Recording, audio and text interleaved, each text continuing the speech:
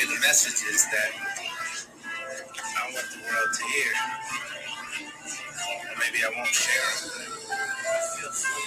I feel funny as I'm writing this. I guess I'm just aware of my environment. I think I treat the music like a diary. I'm talking to myself till I inspire me. I burn a little incense to set the ambiance. The sheet of paper in this Word document is something like a confidant, devoid of any entourage. No facades, glitz and glamour, call me Honest John. Dear Diary. Dated October 14th. In the year that I become successful. Where this won't begin when the pen is no longer the instrument. The keys of the keyboard are now the means of deliverance. This is just a layover, temporary visit as I get another day. Oh, you really know it's silly though. Spit it with a passion, will you feel it? I don't really know. The song is just a seed I'm planting, hoping it will really grow. Purpose of my legacy, I look at him and see a better me. The product of intentions and fantasies of what I really need above all. The quiet place to recall. A reap escape from it all. Reviolate in the fall. A Cabernet Sauvignon, Merlot and Cuban cigar. A symphony of guitar, a mountain top in the fall, which is a mountain to all. I ever wanted and more. I saved the life of the one, you hear it clear from afar. I want the same for you all, to make it over the wall. With chicken noodles and skull, may it heavens and fall. In 30 years, you will read this from behind museum glass, cause that's how artifacts are treated. You receive it, you receive it. The truth becomes a myth adopted by religion, so the people will believe it. See the victory and flourish. I stare into the sunrise, praying in my diary and speaking to the unwise. Yeah. I'm writing in my diary, speaking to the unwise. Chattering inside of the times, the blind seem to be the ones letting the flowers. Distraction is a riot, careful design by you, the devil and the poor for the hearts. The only bit of peace that I can easily find is the freedom of the feeling when I'm crossing the line. Of the truth that I'm rapidly trying to define, will be clear for me. I'll find my way home.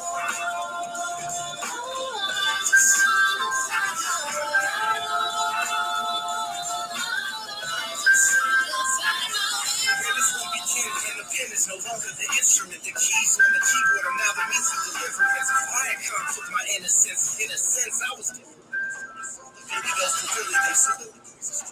Subtle words of Cyrano, so now they are confined within the frequency of stereo. I filter out the noise in attempts to hear it clearer, though I feel it isn't vain because the end is getting nearer. So I travel across the pond to connect and shoot the video. I'm working on the MC in London, shouting stereo. Entering the city of light, walking the Champs-Elysees, catching the feel in the night. Deeper than Sophie Calais, my international heart is beating on the display of an impressionist art. If I can give it a start, then I know just what to say. But I end up at the park where Mars is getting away. Feel like I'm missing the mark as I begin to embark upon a journey delayed. I should have stopped at the start instead of trying to convey whatever lurks in the dark. Disappear in the day, just like a secret betrayed within my diary. Chattering inside of the times, the blind seem to be the ones letting the flowers. Distraction is a heart of careful design by you, the devil and the poor for the hearts. The only bit of peace that I can easily find is the freedom of the feeling when I'm crossing the line. Of the truth that I'm rapidly trying to define, will be clear for me. I'll find my way home. Just trying to find my way home. Outside my way home. Just trying to find my way home. Just trying to find my way home. Hey everyone, welcome to the Women's Empowerment Panel. This is month 4. You're not used to seeing me up front. Usually it's Michelle Griffin. However, this month I am doing the moderation. My name is Dan Roth. So those that have been here before, you know how this works. I have an amazing group of panelists. I'm going to be bringing them up one at a time. I do want to mention that I recently posted John Graham was supposed to be here. He got called away on business. I have a tremendous surprise for everybody that my dear friend and she's been in DEI for over a decade, Marche Pratt has stepped in, which I'm very appreciative about. So with no further ado, I want to bring in my esteemed panelists. I am going to start with my good friend and icon in the recruitment community, Monique Arrington. Hi, Monique. Hey, how you doing? Happy Saturday. Happy Saturday to you as well. So glad that you are here. From there, I'm going to move over to Lolita Walker. Hey, Lolita. There we go. Hey there. Hey, how are you? Thank you so much for having me. I'm so happy that you said yes. I am next going to bring in our good friend and resident male for the day, Troy Holtz. As I did not intentionally do that as you were coming back to your seat, Troy. Troy's the first two-time panelist on the Women's Empowerment Series. So happy to have you, my friend. Thank you. Hey, Lolita, Monique, Dan, thank y'all for the opportunity. I had to run and get me a bottle of water, so that's the reason why I was away. I've got my coffee. I've got my water. Not a big deal. Next up, I'm going to bring on another good friend, Sharon Boyd, another icon in the DEI recruitment space. Hey, Sharon. Hi, Dan, Monique, Lolita, and Troy. Thank you so much for having me today. It's so good to see you. We've got Monique for the first hour today, so enjoy the time while you have her. She's a plethora of knowledge, and we love having her. Oh, you have me for an hour. You misspoke. It's Sharon. It's Sharon. Sharon. I said Monique. I'm so sorry, Sharon. I'm not used to being in like the front and center role. I'm used to playing behind the scenes. So next up, I'm going to introduce Marche. Marche has been in the DEI space for over a decade in corporate America. Marche, welcome to the panel. Thank you so much for coming in last minute. Hello, everyone. Thanks for letting me be a part of the Squares today. Looking forward to the conversation. It's not letting you be. We are honored to have you. Thank you. And as if there could be any last person to come up, we got Miss Liz Liba, the LinkedIn top voice herself, the icon of icons. Hey, Liz. Of course, I had to unmute myself because my son is running around. He wasn't running around before, but now all of a sudden he want to run around, poke his nose in people's business, try to see what's going on. So, hey, how are you guys doing? Good morning, good afternoon, good evening, good night, and I'm happy to be here. Hey, thank you. And really quickly before we get started, she doesn't know I'm doing this, but I just want to pop Michelle on real fast so that everybody knows she is still here. She's going to be doing my role, my usual role on the back end, answering questions, putting out links. So, hey, Michelle. Hey, guys. Let me get us a quick picture of this amazing panel while we're all here. Okay. And by the way, Liz, my cat is making a whole bunch of noise. So yay, kids, everyone cats. look here. 1, 2, 3. Yay. Awesome. All right. So good to be here, guys. I'm honored to be here with you, and I can't wait to start this conversation. So, oops, I probably should have told her I was taking her off. So, for those of you that are unfamiliar to the Women's Empowerment Series, we started running this 4 months ago. It's been in, it was in development for about 6. We actually, the designer for all of the Women's Empowerment materials, her name is Anne Van Every. She was supposed to be here today. Unfortunately, she was unable to make it. This is what we call a guided conversation. So there is no specific structure to it. We let the conversation flow as it goes.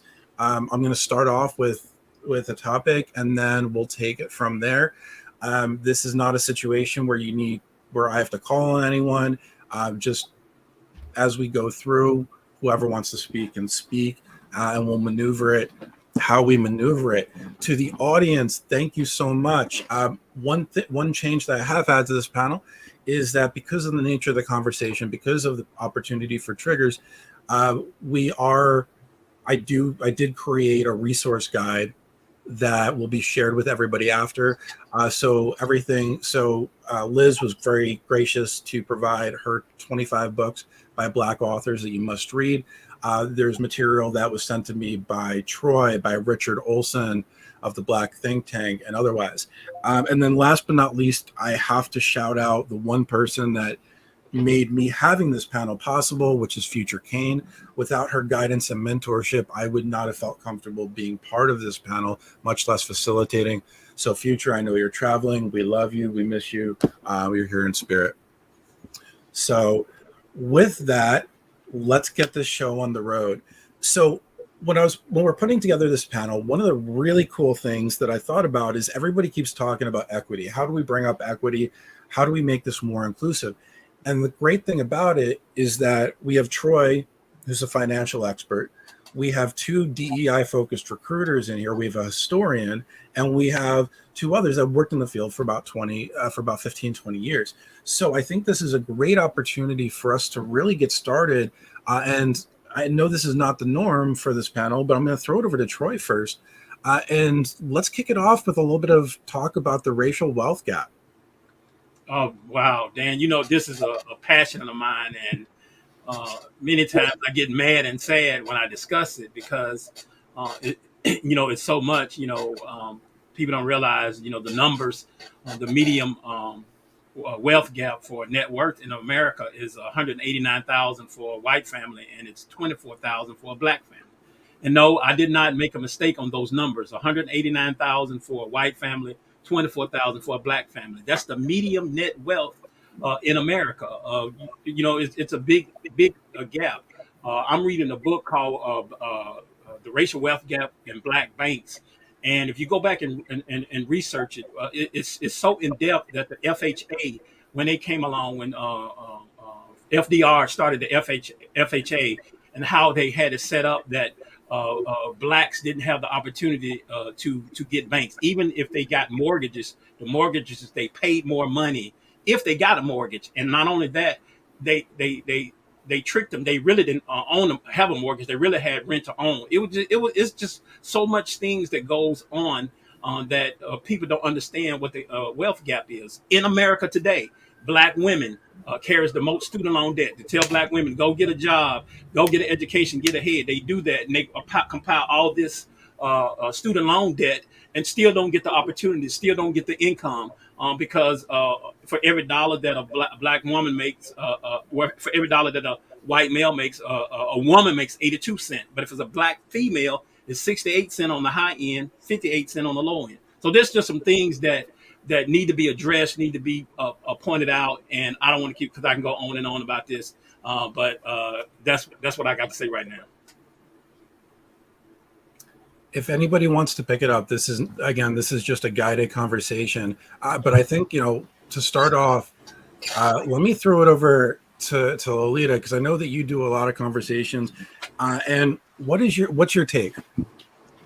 This topic is so juicy. And quite frankly, a number of us on this panel are Black women who have absolutely encountered the relationship of, these disparities. I remember when I first started in corporate, my boss accidentally printed out, the chart for everyone's salaries because it was salary planning time. And I remember recognizing that I was making only $1,000 over what they could even hire you into the company as. I want to say that again, $1,000 over what anyone could come into the company as. And I was an industrial engineer at the time. But what I will say is sometimes it's not only the company attempting to save budget, right? But it's also the lack of opportunity and conversations that we've had as a society in coming up. So for instance, my father was from Jamaica. He's since passed, but he didn't go to high school. Powerful Jamaican. Came over and did amazing work, right? Worked for the United States Air Force. But what I tell you that because he couldn't talk to me about college and what to expect and how to negotiate into these corporate environments. My mother graduated from a 2-year institution. So what you have is me getting offered a salary that was more than what they made combined. Yet still, it was $1,000 over what they could absolutely bring somebody in for. So when you have these discussions and you don't yet have anyone that you're able to talk to about what that conversation should look like, I thank God for the openness that we have as a community right now, right? I thank God for the open discussions such as this, for the African American Affinity Networks. I know we can talk a lot about that and people's thoughts on what that looks like and feels like in the corporate spaces. But what I will tell you is that when you don't know what you don't know, you have to look differently. And when you know differently, then the conversations become different when you choose to get to the table. And I think that is the power of what we can leave people with today, is how to have those discussions, because you already know that you're not with the status quo. So this is Lolita. Thanks so much. So much to say, but I would love to hear from others. Marche, so you've been in corporate America for a number of years, and I know that, and I know your story. How do you feel it's affected you within your corporate life? Well, actually, I have spent the last few years in the higher education space, which also has a lot of things that were not built for us. And so I think that's challenging as well as we're trying to navigate and make our way and establish ourselves financially. A lot of these institutions were not made for us. They do not have access for us. We have to find out things through the grapevine. Things are not transparent and open as well. And that's why I think Black influencers on social media and other spaces are so important, because they're giving us all these jewels on Clubhouse, on LinkedIn. This is how we're making our own way. And I feel like as a people, we've always been that way from the Underground Railroad on. We've always found a way. And it's unfortunate that we can't just open the book like other people. We have to make our own book with our own code and do it behind the scenes. But hopefully, as we grow as a people and unite as a people, we'll be able to push each other forward, and each one teach one is what I was always taught. And I hope that we continue to do that through these new channels that social media has provided. Liz, I know you got something to say. I would say Troy, Lolita, Michelle, y'all speaking a word today. Y'all, I'm like literally holding back tears, because a lot of what Troy says is right. The way the racial wealth gap, the wage equity, I posted about it because it was Black Women's Equal Pay Day over the past week, and a lot of people disputing, well, wait a second, let's parse these stats. The stats not right, because you're talking about overall women in the work, Black women in the workplace, and it's actually closer to get. Sir, I don't care. There is inequity, sir. It does not matter. If there are 500 Fortune 500 CEOs and 2 of them are Black women, where's that equity? I don't know how you, no matter how you parse statistics, no matter how you try to analyze them and break them down, everything that we're saying is true, because we see it, we feel it, we experience it. Like Lolita said, my father also a Jamaican immigrant. Both my parents are Jamaican. And for a lot of us that are first gen immigrants, our experience, the lens that we look through is very similar to African descendants of slavery. And I hate to sometimes make that distinction, but I think what happens is the first gen immigrants get pit against those that are African American, because it's like, well, immigrants come here, immigrants are able to do it. No, we do not. Because a lot of times our parents, even though we're able to overcome, why should we have to jump over a barbed wire fence to be able to overcome? My mom told me, go down to the financial aid office. I don't know nothing about college. Figure it out. I can't tell you about how to fill out the FAFSA. So what Marche said is I work in higher education as well. And a lot of our first gen students actually do very poorly because they don't have parents that are college educated. They can't even say, well, my mom went to college, or anyone in my family went to college. A lot of them are literally, they're the first one in their family to go to college. And that's a lot of why the large amount of debt has been amassed, because they don't have any savings to amass from. They don't have anything in terms of knowledge to pass down. So a lot of times they're amassing the student loan debt without understanding what the consequences are. And that's why the financial literacy is so important.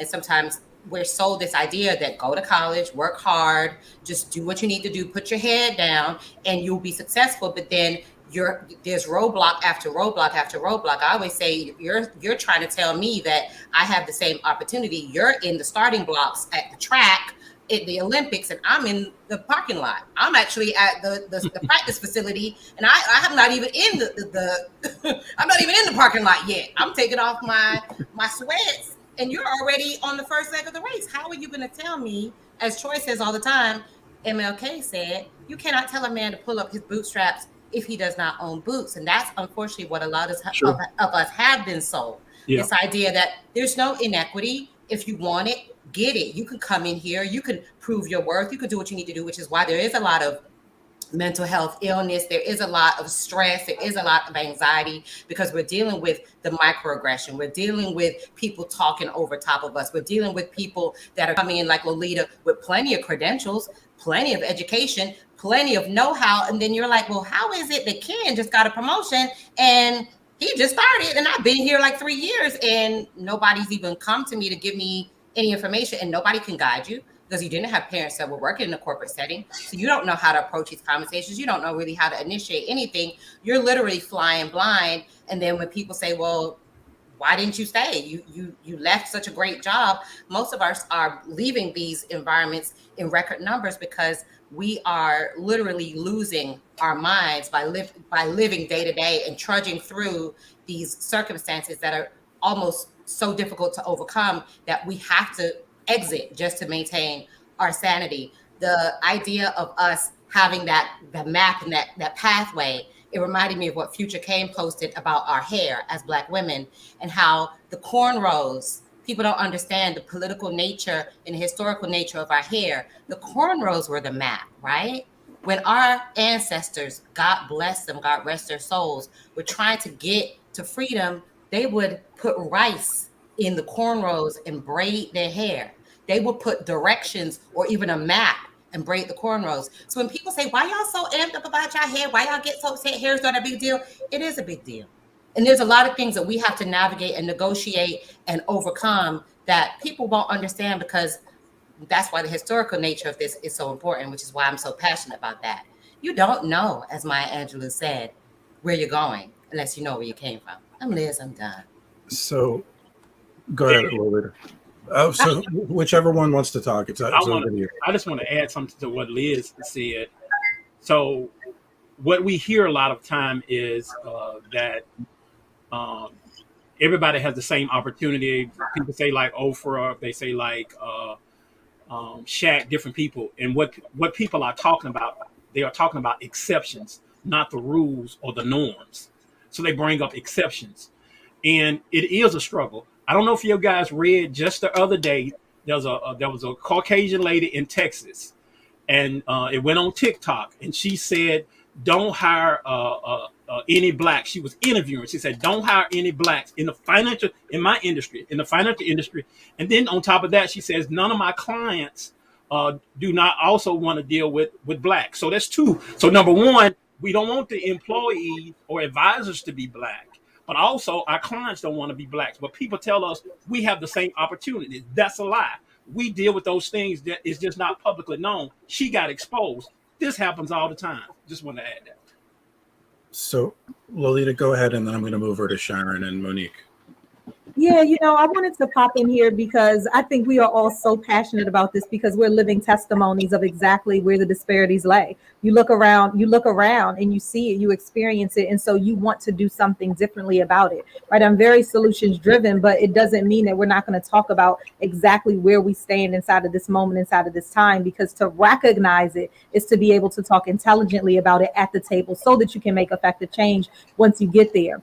So I remember, thank you so much, Liz, for bringing up hair. I remember being in corporate and being told when I first got there, girl, you better not be wearing them cornrows in here. You better not be wearing those cornrows in here because they're going to look at you and think that you this type of person. And I remember feeling like, what? Not only did I graduate from an HBCU, it was the norm. My hair is an extension of me. I change it like I change my shoes, right? And it's power to me. It absolutely is. And then to hear back the history, then to challenge somebody like, hey, wait a second. No, we don't touch that. And let me help you understand why. It's so many different things. But where I want to talk about just real quick is this piece of sometimes it's us sharing the expectations of how we need to show up in corporate, how we think we have to show up in corporate to get our ways across, to get our knowledge out, to show up as this expert that we already are. And so what I say from what I know now versus what I knew then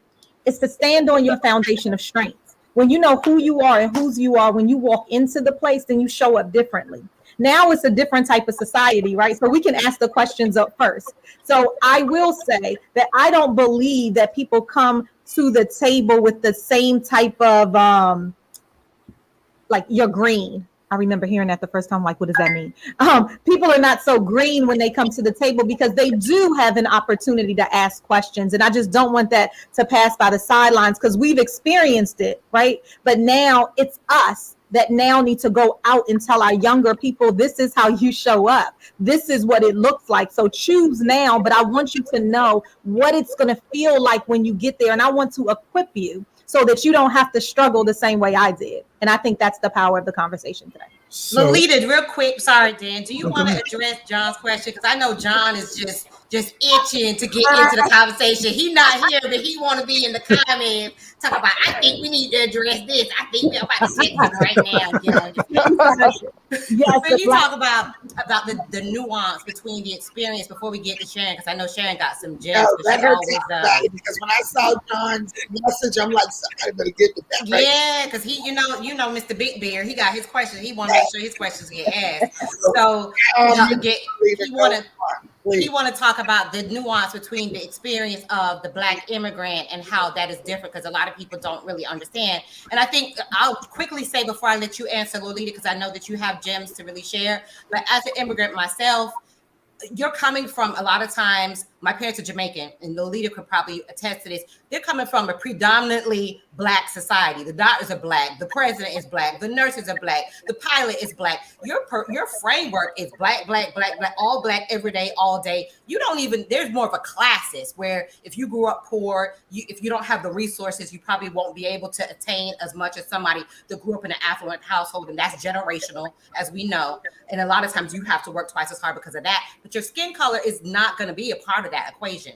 So a lot of times when you're coming from a predominantly Black, Asian, wherever you're coming from, because people always try to pit that against Black folk too. Oh, well, Asians do it. This race does it. That they're coming at 18, 17, 14 already they're not programmed to believe that they're inferior. They haven't seen history that says they're inferior. They believe they can attain anything because in their country, wherever they're from, the president is the same race as them. Everybody around them is the same race. If there's a janitor, that person is that race, or the president is that. It's nothing to do with race. So I feel like sometimes there's this misconception of, oh, an immigrant story, they can do it, so why can't Black folk in America do it? My husband is a first generation Italian, and when I want stuff, he's like, so just go ask for it. It doesn't even occur to him, because he comes from the space of a white man with white privilege. He's like, oh, so-and-so took me under their wing. I'm like, you just started there 2 weeks ago. How so-and-so done took you out under their wing and you about to get a promotion and make what I make, and I got like 50 million zillion degrees? Because they don't, the perspective of anyone, even if they're an immigrant, which he is a first gen immigrant, is I can get whatever I want to get. I just work and I get it. There's a very different dynamic, and I think that's a part of what John wants to make sure that we distinguish when we're talking about, the immigrant experience versus the Black experience. Do you agree with that, Lolita? Yes, honey. Yes, all to that. Yes. And let me tell you a little bit more on that. I love Sharon over there. Let me tell you another piece too, is what I will say from, and I'm not an immigrant, right? I was born in the United States, but what I will tell you is that my family is vast and wide. And what I see is that the drive is different, because the perspective, to your point, is different. It's like, I not only need to show up, but I need to show up and prove that I'm worthy of being right here in this place. And not only am I worthy, but I'm going to go over the next step and let you know that I'm allergic to average. Hashtag absolutely. When I show up, I'm already going to be doing the homework that makes sure that I know beyond my job. And I think it's that push. So when I think about things, right, I think immigrants know more about the country than, I won't say all Americans, I'll say I do. Because I remember being alongside someone who was preparing to get their green card. I remember the discussions, and I'm like, what you say? What, that happened? And it's really the perspective. It's that when you live in this thing, you take this thing for granted. And you don't learn, you're not reading the same type of books. But when you want something, when you're not from that place, when you're an only inside of places, you show up a little bit differently. You're doing a little more homework. You're waking up a little bit earlier. And I think the nuance to the immigrant story is the drive to say, I didn't always have that, but I deserve that. And now let me show you. Let me prove to you. Let me prove to me. But let me show up in all of me. And I will be that story for my family, for my sister who I'm trying to bring over here to have the American dream that you just, let me not curse, that you are just not appreciating in this moment right here. So when my father tells me you are allergic to average, when my father says you cannot bring a C inside of this house, I don't even know. Go talk to the teacher. Did you not understand? Because I breed A's. Now, if the C is your best, let's have a conversation because there's something I'm not doing. When you set the expectations for greatness, I think that's the difference, is that when you set the expectations for greatness, because what you recognize as an immigrant is nobody's giving you anything. Nobody's giving you anything. And as a matter of fact, there's people that's already telling you that you're not good enough. So you're already stepping over to get to the table. And now that I'm at the table, let's have a real conversation. Right? So, sorry. So two quick things I want to bring up, and then I want to move over to Sharon and Monique. And there's a reason I wanted to go to them last, because I think it ties in the conversation. So going back to John, one of the things he mentioned is that 2 months ago, there were 5 Black CEOs, all 5 male. Within the last 2 months, it's changed to 2 women and 1 male. So there's actually been a 40% decrease in the amount of Black CEOs in Fortune 500 companies. I feel it's necessary to point that out. The second thing I want to mention is you were talking about hair. 2 months ago, during the second session of the Women's Empowerment Series, I was grateful enough to have Madison Mobley in here. She was actually doing this from the salon, getting her hair done. So I want to shout out Madison. She's one of my favorite people, and my goal is for her to be on the next session again.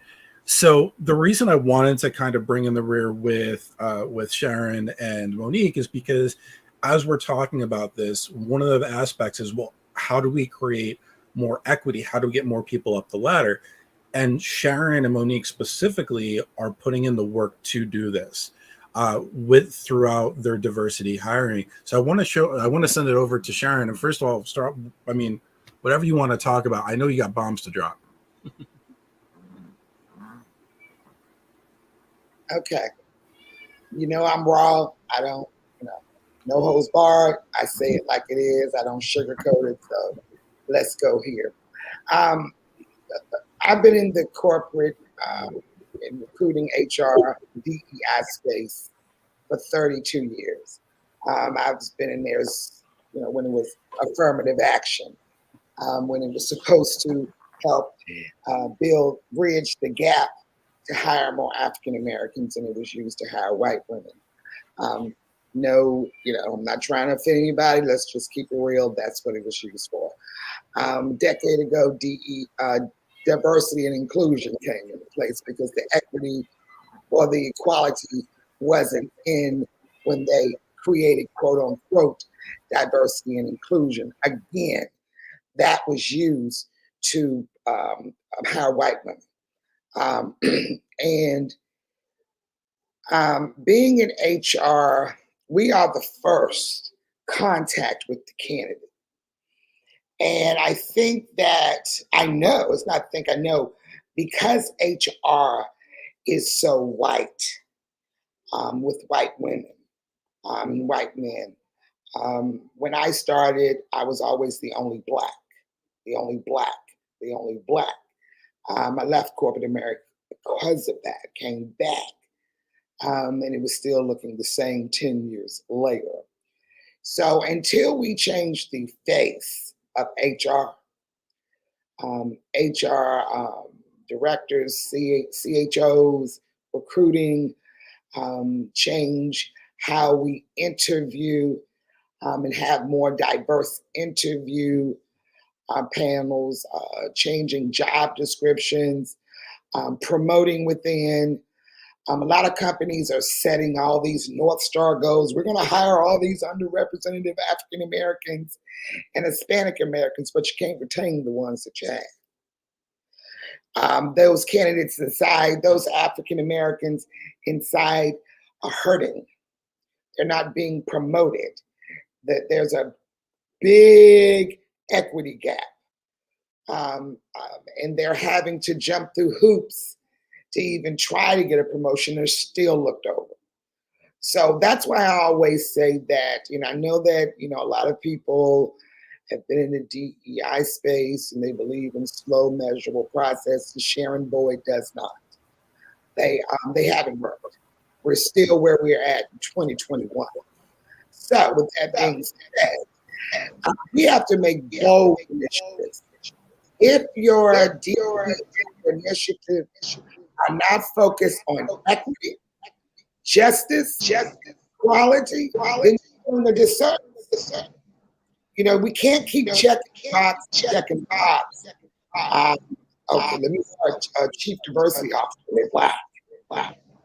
You know, and the African Americans and other races that are in DEI, stop conforming, because when you conform, it doesn't make any changes, and we continue to have these conversations. We need to have solid solutions. Stop acting like you don't know that systemic racism is designed and built. Hold on just a second. Systemic racism was designed and built specifically to one race of people there, and that's the Black race. Unfortunately, other races that have come over, such as Hispanic, Latin America, Latinx, it has affected them. So I'm going to wrap it up and turn it over to Monique, but we have to make bold changes within corporate America and stop all this lollygagging and just checking boxes and actually doing the work and making the change. If you want to talk about and make all these public statements that you stand against racism and you're stand against systemic racism, do the damn work, make the real change, then we can talk. I'm Sharon and I'm complete. Sorry, Monique, I had to mute you for a second because of the echo. Sorry, Monique, I had to mute you for a second. It's all you, Monique. Don't worry about it. It's all you. I just think in the corporate setting, when we start talking about corporate setting and being African American and working in the corporate setting, we have to understand there's many different types of African Americans working in the corporate setting. There are people like me who chose never to code switch, that chose to be myself 100% and got promoted and had this wonderful corporate world. And then there are people who were literally looked over for promotions, looked over for things, and two people experience life very differently. I used to really truly believe in Black excellence. Like, if you just do more, if you get more degrees, if you get another certificate, you can do it. You can become a manager. You can do these things. And I spent my whole life doing that and literally almost had a mental breakdown because of it, because you come up for air and you realize, what was the purpose of this? I did all of this work. I'm still not seen in the corporate. I'm still not seen. They do not see me. The only way they see me is if I play their games, if I conform to them. And I was very good at it. I mean, I got promotions. I made a ton of money.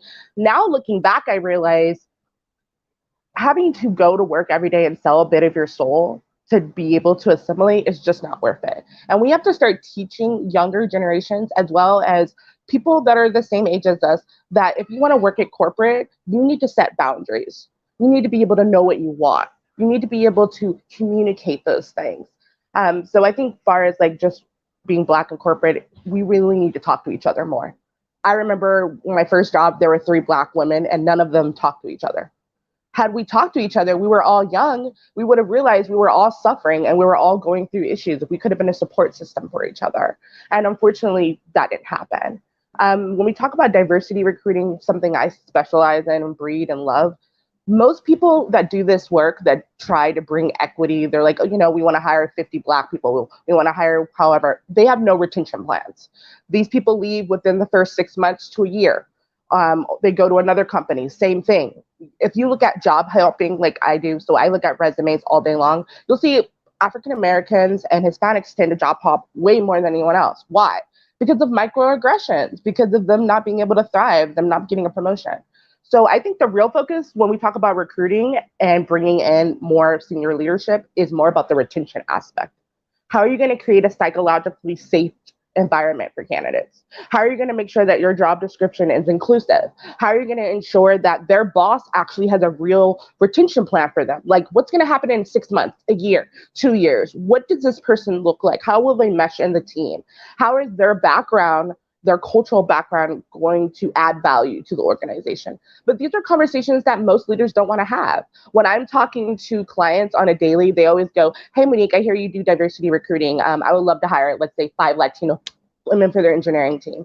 And I'm like, great, awesome. what's the retention plan? 99% of the time, they have no retention plan.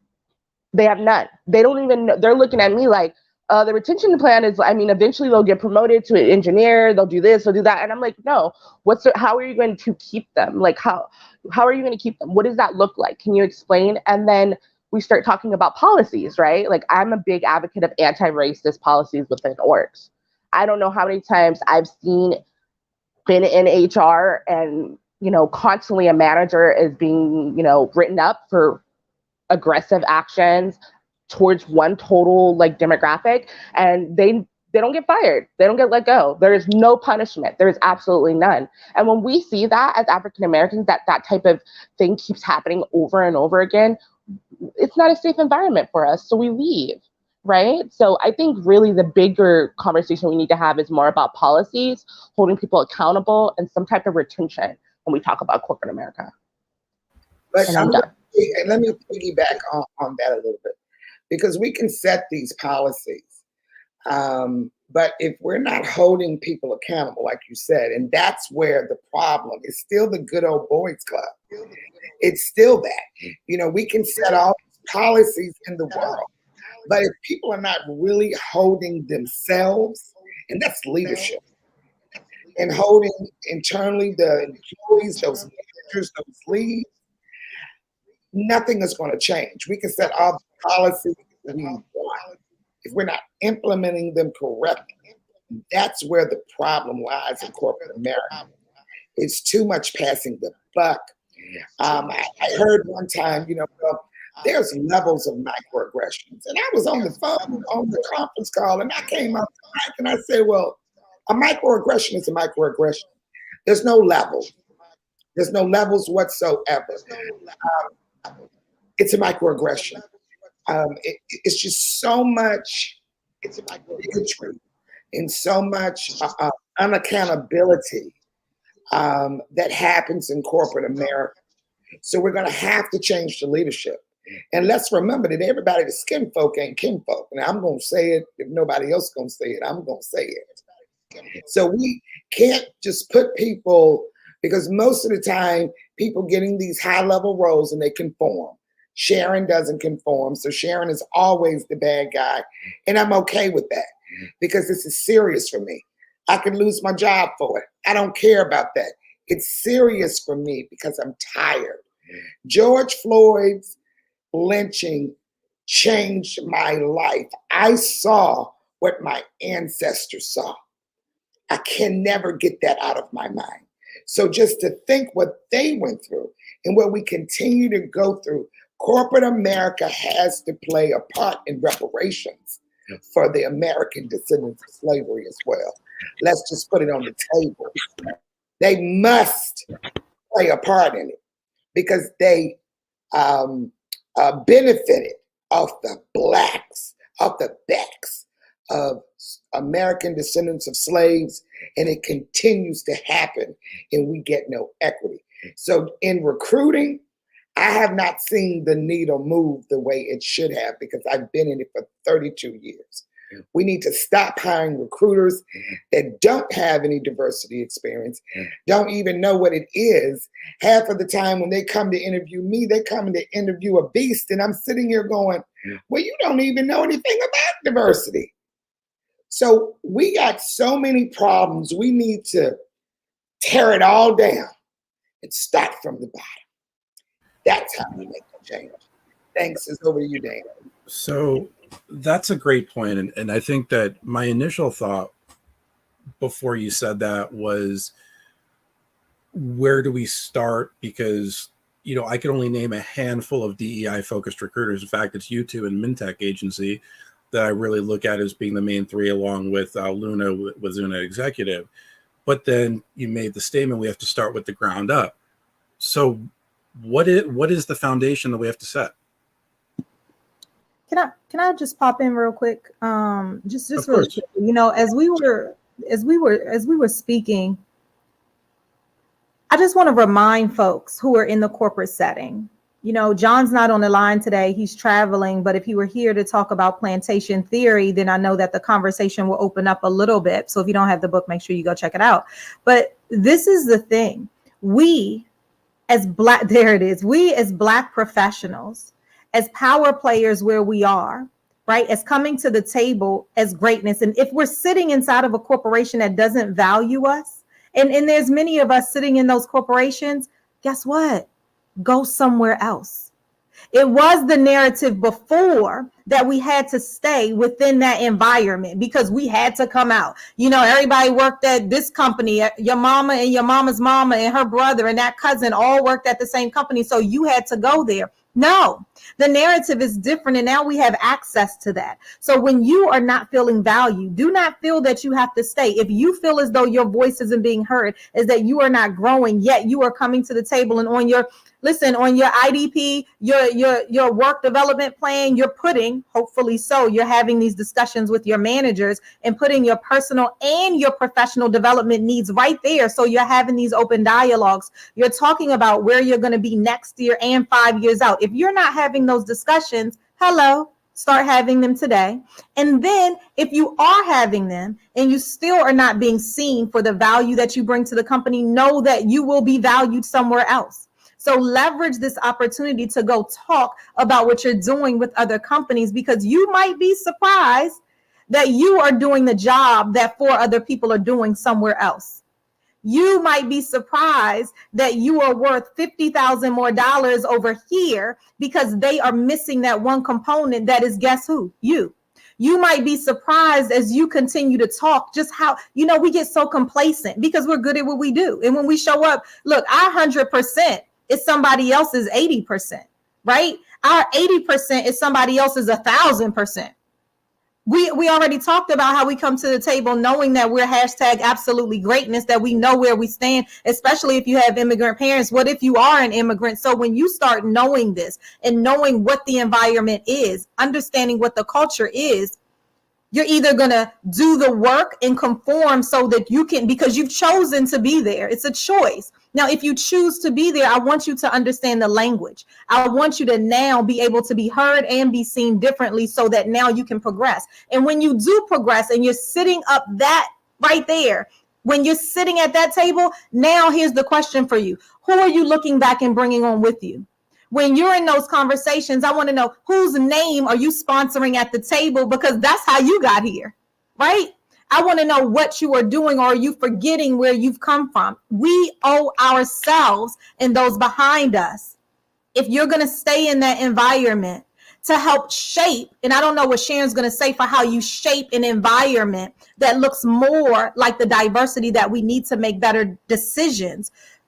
Come on, we grow from within. So help someone else grow from within so that we can start putting people in power positions so that we can start making the effective change that we absolutely need and deserve.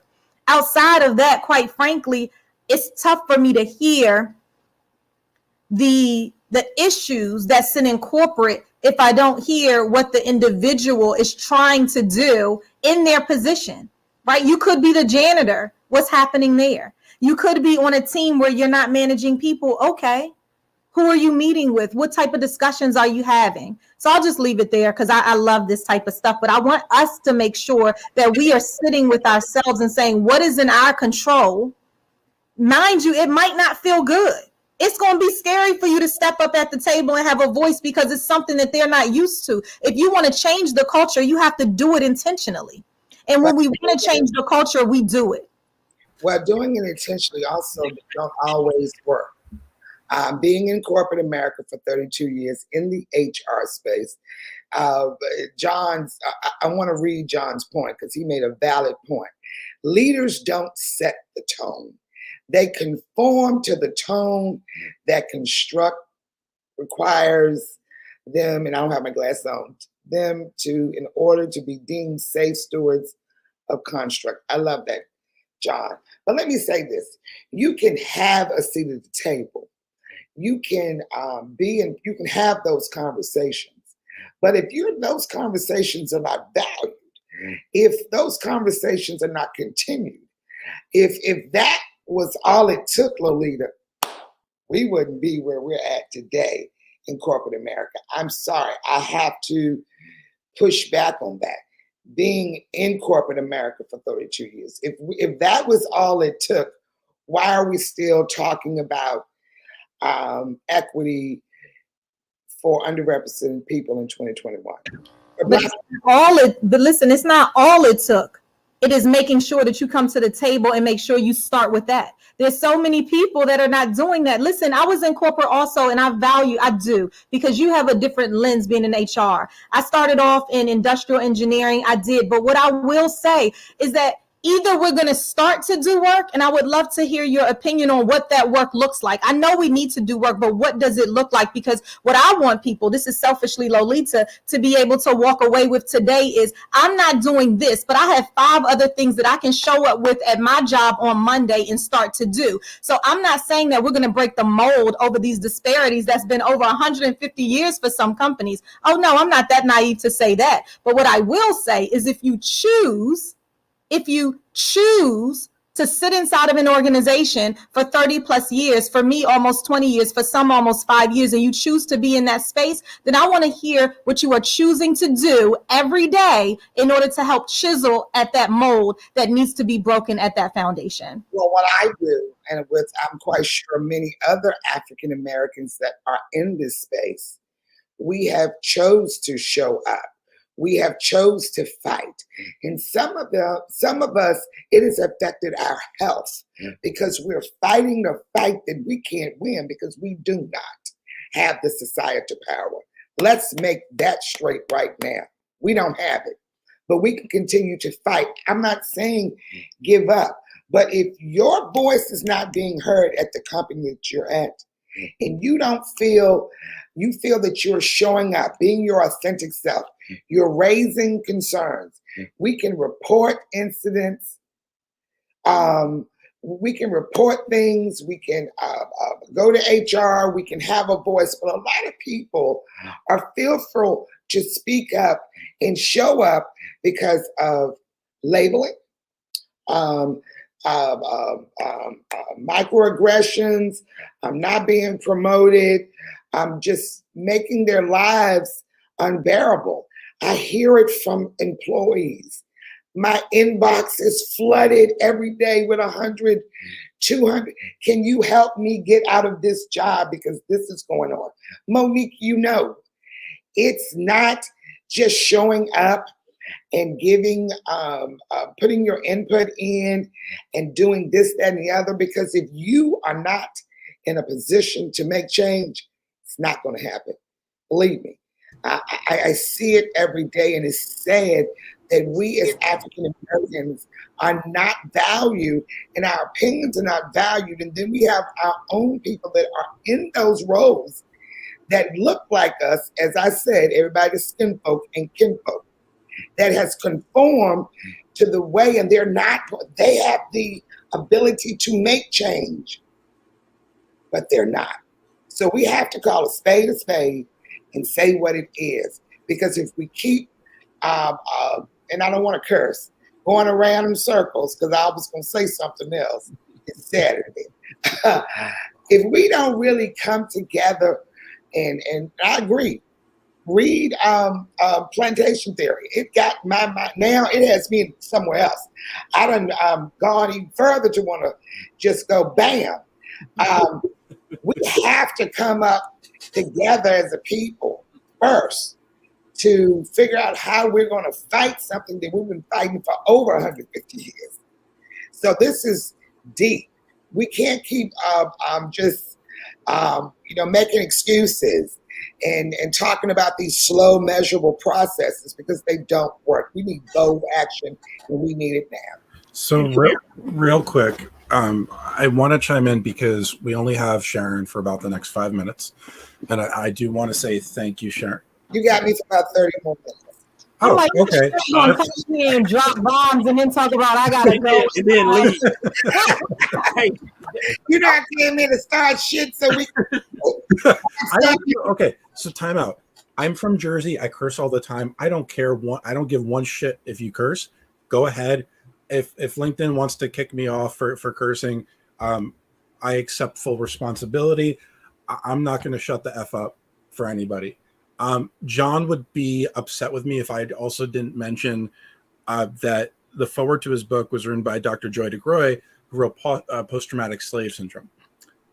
So that definitely plays a component in all this. I think that Liz would, I would go to Liz with that, but I want to give Monique the opportunity. Actually, time out. So here's the other component to it. I think Lolita, here where I'm going with this. Even when we put Black people in a position in DEI roles, there's still a vast difference because many of these roles are in addition to the regular roles. So when we talk about 63 cents on the dollar, now you have them doubling up the work. They're actually getting 30 cents on the dollar because they're having to do twice the work for the same pay.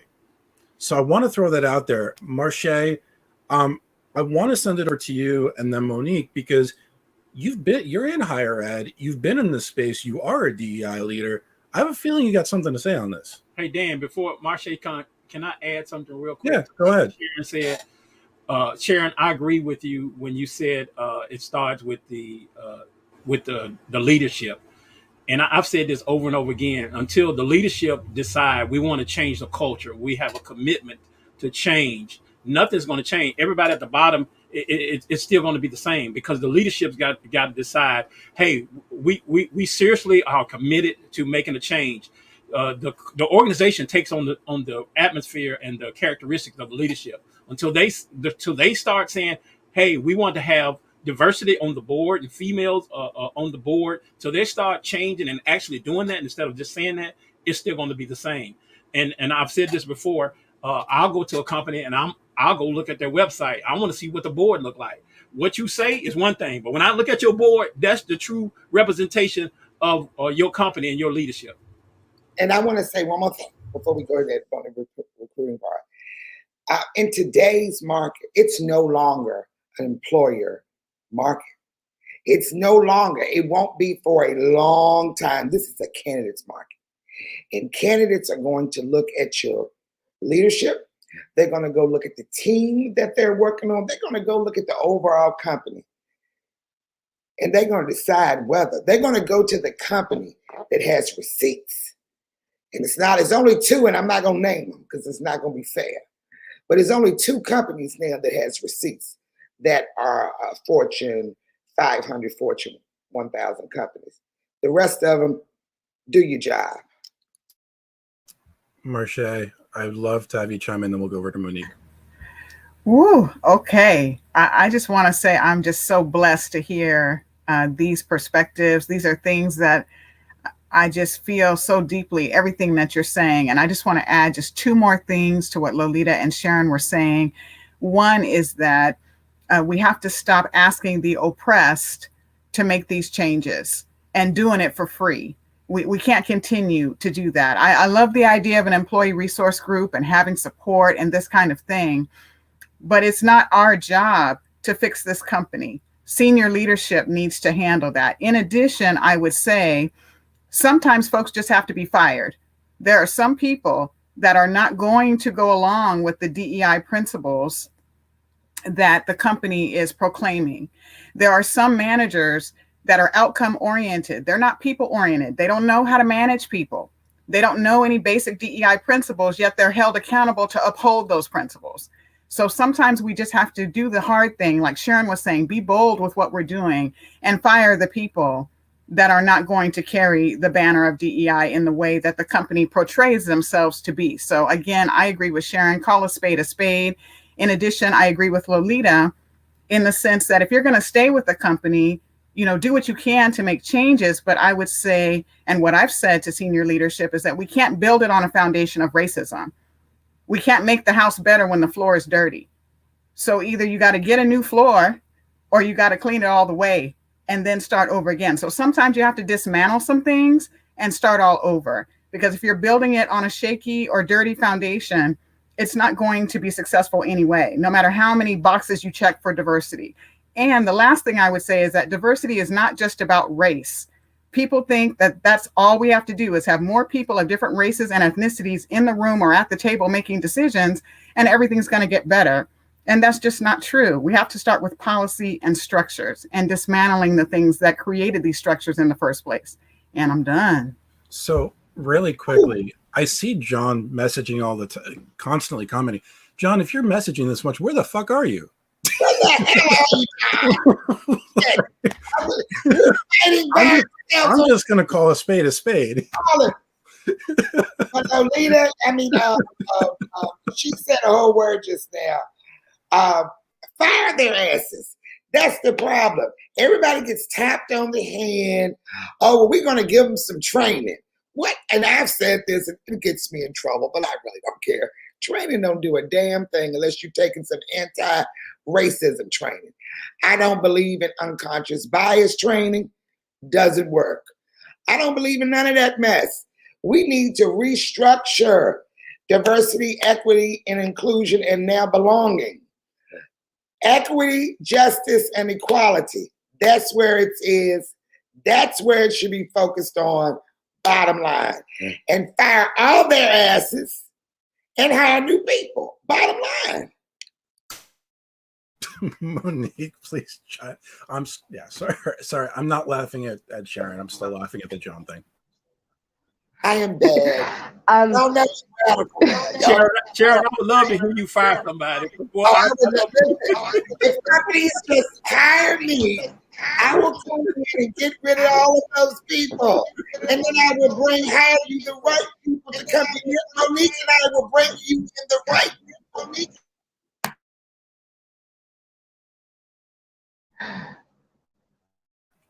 This is how I know that we've put together the right panel. I think I want to talk about something that I think that we haven't really talked about, which is opting out. We have a choice to opt out of corporate. We do not have to stay there. We do not have to deal with the microaggressions. We do not have to deal with the racism. And let's be honest, the structure is not changing in our lifetime. So really, this conversation is fruitfulness in some ways, because the reality of it is it's not going to change. They don't want to change. They have no motivation to change. We don't have the capital to influence that change. We have no influence to do that. So this is how I believe what we should really truly be making the plan that we should be making for corporate when we decide we're going to go to college, we're going to go there. It's an exit strategy. I believe every African-American, every person of color should have an exit strategy. You should have 4 or 5 different side hustles, save your money. You need to be doing great at your job. You need to make those connections. Make those connections because your net worth is way more important than what you make, honey. So you need to be doing those things and then leave. It is not a place for us. I'm tired of arguing about being a part of the table. I don't want to be a part of the table. I want my own goddamn table. I want my own goddamn table. I want to bring my own goddamn people. And that is what we all should be striving to do. They're not building no new structure. They don't care about us. And it's fine. I grew up in a household being told every day, make your own table, make your own table. And I still went to corporate. So I don't know what's wrong with me. But but eventually I made my own table. It's so important that we start telling people it's not just about becoming a CEO or being a VP. It's about ownership. It's about us owning something and us being able to create our own structures. And can you imagine if we just all opted out to not work? That might actually create real change. If we just decided, I'm not going to do this. And we can do that. We have the ability to make passive income. We do not need to work for them anymore. And that's all I have to say. I hear so many Black women coming to me every day talking about how horrible the environment is. And my number one thing is always, why don't you just quit?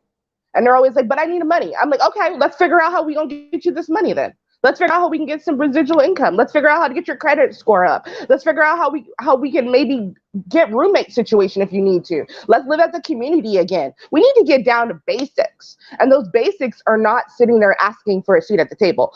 When I place my candidates, I talk to my candidates, the last thing I always tell them, especially if they're a person of color, I go, I'm placing you in this role, but I don't want to see you in this role 10 years from now. I want to see you owning something, you doing something for yourself. Because the reality of it is we need more people who want to create ownership of something, whether that's a business, whatever it is, so they can share those resources. We have lack of resources because we don't have people who look like us to have those resources. So I think there needs to be a better conversation about fuck the system. Let's opt out. If you didn't come through here just now with that whole damn word about the system, girl, that's what I'm talking about. We need to teach our young people now in the Black community. What we also need to do is not only support Black businesses, fund them. Let's do this and leave corporate America, and they can have the shit and do whatever they want with. But you said a whole damn word, Monique.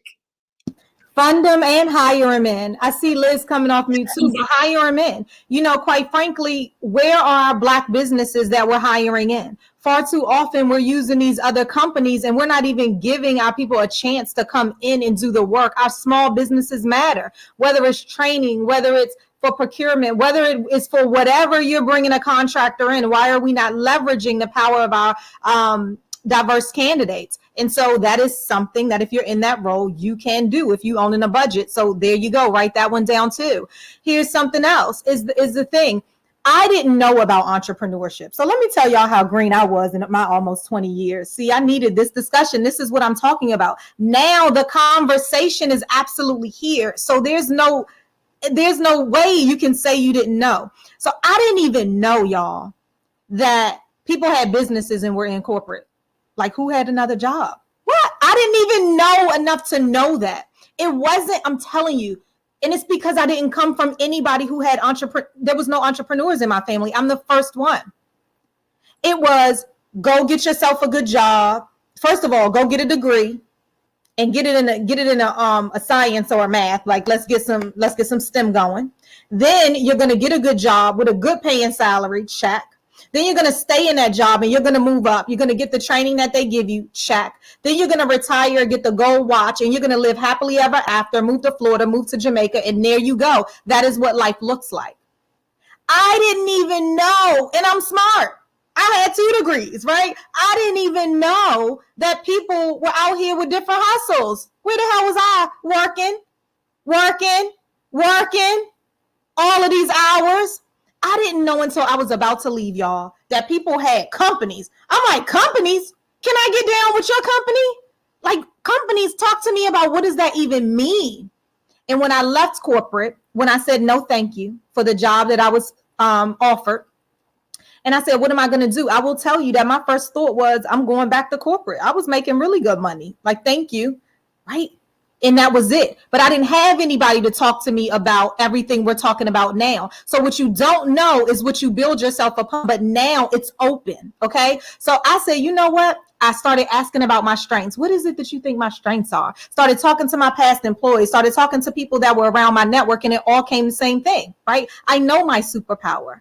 I know that it's sitting you exactly where you are and pulling the greatness out of you. I know that looks like coaching. I know that I push you to the next level without worrying about myself. I know that those are things I do really well. I can talk to them. As a matter of fact, I've demonstrated it and other people can. So when you know that, right, that's that clarity plus that confidence equaling the commitment of how you show up, then you leave and you say, well, hell, I was working hella hard.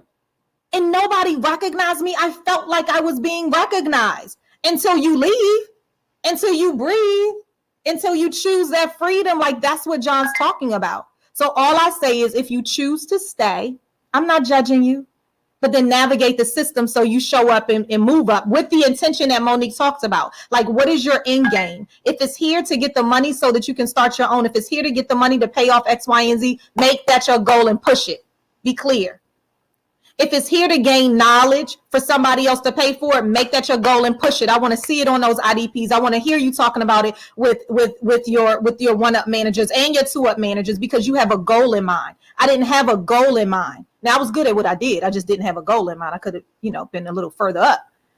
But all I'm saying is that when you leave, now you've had experiences. Now you got budgeting experience. Shoot, now you talking about leadership. Now you done run some programs. Now you done had some people under you.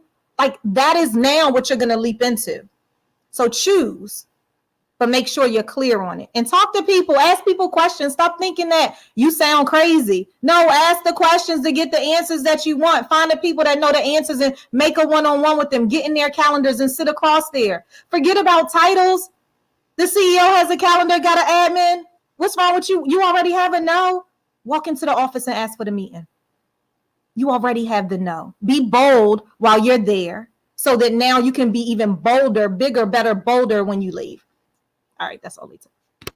But also, Monique and Lolita, just know that your full-time job can be your business. Always have a side hustle. I've been having one for 30 years, and they were different ones. But now my full-time job is my business. And sometimes now you have to make sure that you build your clientele for you take that leap. But sometimes if you get to the place that you can't take it no more, take that leap. Step out on faith, because I promise you, your full-time job can be your business. And a lot of people don't recognize that. And we in the Black community always got to have a side hustle. We always, as Monique is saying, have to have our exit strategy. So I agree with that 100% with all of you, Lolita and Monique. Thanks, guys. Look, I done text them and told them, look, give me another hour. I can't leave. Y'all won't let me go. I think everything that Sharon has said and Monique and Lolita, it resonates with me so hard. Marche as well. Everything that Troy said, everything, every gem, every bit of wisdom on here has resonated.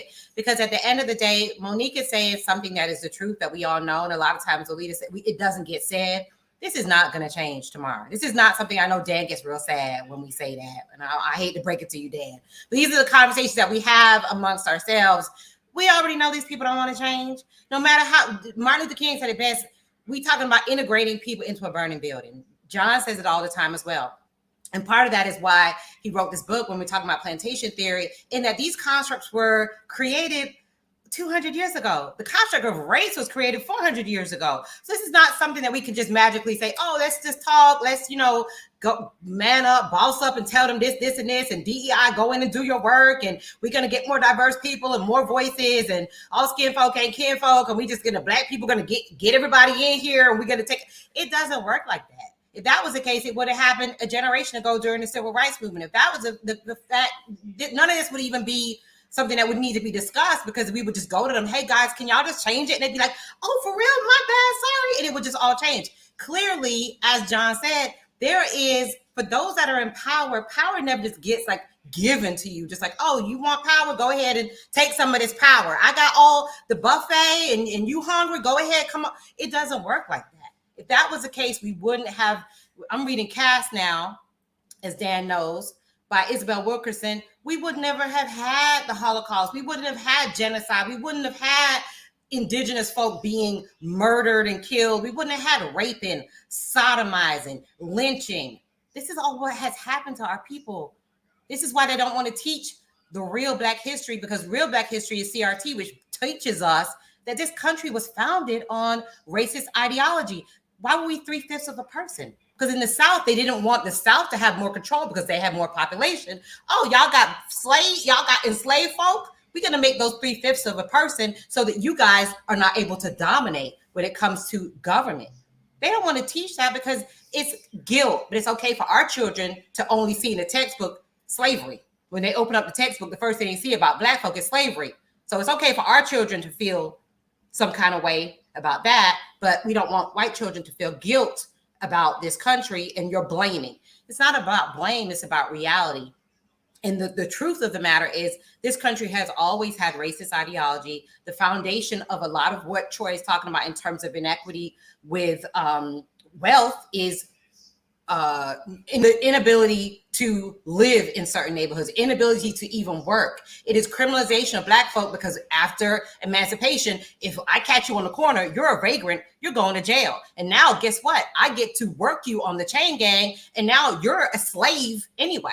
Because that 13th Amendment, even though it abolished slavery, what it did is it said other than criminal acts. So now I can put you in the criminal justice system, and maybe you, like as what had happened to me, I was racially profiled for quote unquote stealing a pack of batteries that I had a receipt for and went to jail. And everybody that worked for that company or had any kind of contact with the company said, usually they just take the item until you go home. I went to jail and had to fight these people and had a civil lawsuit against a company and had to go through the court system to get them to admit that what they did was wrong by putting me in jail. And my mom had to post bail for me for a $2 item. So at 19, I was criminalized and had to fight them for $10,000. That's what I ended up winning.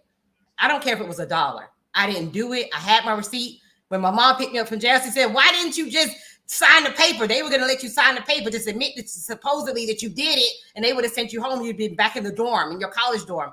I'm not going to admit something I know I didn't do, but now I got a criminal background. That's what happens. Black folk have been criminalized. Black folk have been marginalized. Black folk did not have access to GI Bill. Black folk did not have access to home ownership. Black folk did not have the ability to go to desegregated schools. Why do we have HBCUs like what Lolita went to? Because Black folk couldn't go to a white school. So you had to go to an HBCU, historically Black college or university, because you were not allowed in the schools that were in the suburban areas. So now you have, there's Chicago, there's Baltimore, Black on Black crime. Why is there a Chicago? Because there was redlining. Because after emancipation, all Black folk can only be in this area. This is the less valuable part of the city, and that's the only place you can live. If you're going to get them, if you qualify for a mortgage, which you probably won't, this is the only place you can possibly get a mortgage. So all these things are not a million years ago during dinosaur days. This stuff is a generation ago, maybe 2 generations ago, that your parents were able to overcome this. If you're an immigrant, as Lolita said, you're basically swatting up and trying to learn all this stuff like I did. That's why I have a list of 25 books of what you need to know about African-American culture, because I got here when I was 12. So now I'm double time swatting and trying to figure out how do I overcome all this stuff. So when we're talking about all these things that are happening, all these generational trauma, all this post-traumatic slave syndrome, all these things that are so hard to overcome, this is not something that those in the majority have any real motivation to deconstruct. When Sharon is saying we just need to dismantle everything, we would have to dismantle everything, because we all know that you can't put, as Monique said, you can't have a dirty house and then think that the house is going to be great when you're walking over landmines in the floor and the floor is dirty. You cannot have a foundation that is shaky and then the house survive. It's literally impossible. So a lot of times my husband, people think it's funny. He's white. He's like, you know what? I'm going to tell you when things, go ahead, do what you need to do, but things are going to change after 2040. When Black and brown folk become the majority, because these old white people do not want to change. They don't want change. They're not ready for change. They don't want to even admit that there's anything to change, which is why they're fighting CRT, because they're like, there's nothing wrong. If you guys would just work hard, I see it on my posts on LinkedIn all day, every day. If you would work hard, this is what they're telling me, a professional Black woman who actually was a single mom that has a master's degree, stop having so many babies, guys. Stop having your Black on Black crime. If you guys would stop with all of your, I've had people stop with all the abortions, stop with all the Black on Black crime, stop with all the having babies out of wedlock, maybe you guys would be a little bit more successful. Stop with all the drug use. So these are some of the things that these people are, recruiters. These people, I'm like, sir, you're a recruiter? Sir, you're an HR director? Sir, you're a president of a company, and you're telling me the reason that Black folk are not successful is because we're having too much babies? Are you serious? So these are some of the things that the structure has provided. That structure is that for most of us, the key is what John said and what Sharon has said and what Monique said, is that we really need to, and what Lolita has said, we need to gain that knowledge and take that knowledge and leave corporate America. Because you could stay there, and a lot of us do, and we're like, you know what? This is my main job is my hustle. I'm there, but I'm not there. Because I know at the end of the day, I work for the Seminole Tribe of Florida. I was the editor of their newspaper, and that was the most toxic environment I ever worked in. When they say all skin folk ain't kinfolk, I went there thinking brown people, they're going to know my struggle. They were more racist and more oppressive than any other environment I worked in, including predominantly white environments. And when I was driving home after being fired for nothing, literally, I was crying. I said, you know what? I'm always going to have a side hustle from now on. Because nobody will ever put me in a situation where they can fire me on a whim because they don't like me, because of politics, because of just what I'm doing, maybe being too outspoken, pushing the envelope, pushing back on some of these ideologies that are being promoted. And that's what a lot of us need to do. We need to understand that corporate America is not the be all end all. Our main job can be our side hustle. And as Sharon said, most of the time, what we need to really know is our skills. As Lolita said, our skills, what we bring to the table, what other things we can do. Generational wealth is not built by going to corporate America and working there for 30 years and getting a watch when you retire. Generational wealth is built from home ownership. Generational wealth is built from equity. Generational wealth is built from businesses. And these are the things we need to teach our children. We need to teach our children not to invest themselves in a company, because a company don't give a shit about you. A company will fire you tomorrow, and that ad will be on Indeed the next day. They'll be looking for somebody to take your place. So you can invest in yourself and think about what you can do for yourself, for your family. Yeah, go to the job. Yeah, like Lolita said, try to get in there. I do that. Hey, you know what? We need to hire so-and-so. Let's do this. Let's do that. You can be an advocate, but at the same time, build for yourself, build for your family, build for your children, and teach your children. Working twice as hard is not what we need to teach our children. Telling our children to overlook microaggression and to plow through, which is what a lot of our parents told us because they didn't know any better, is not what we need to teach our children. A lot of the reason why immigrants are so successful is because a lot of them, they kind of taught us two different conflicting messages. A lot of Jamaicans, they're all about the hustle, business, but don't you do this. I'm doing this because I don't have a degree. You go get a degree. You go to college. I'm hustling, doing these 3-5 jobs. That joke, the joke about Jamaicans having 5 jobs. I'm doing this, hustling, have a job over here, have a business over here because I don't have the education. You go get the education. What we need to teach our kids is get the education and do the hustle and get you what you can, the knowledge from corporate America, so you can do your business and then invest yourself in your business 100% so that your corporate job is your side hustle. Your main job is what you leave to your children and pass on to the generations behind. I'm done. So I want to let that breathe for a second because you just dropped so first of all, I feel future right now as you were saying that. So I'd be remiss if I didn't bring something up that John mentioned. And I want to acknowledge the fact that we're supposed to only have about 10 minutes to go.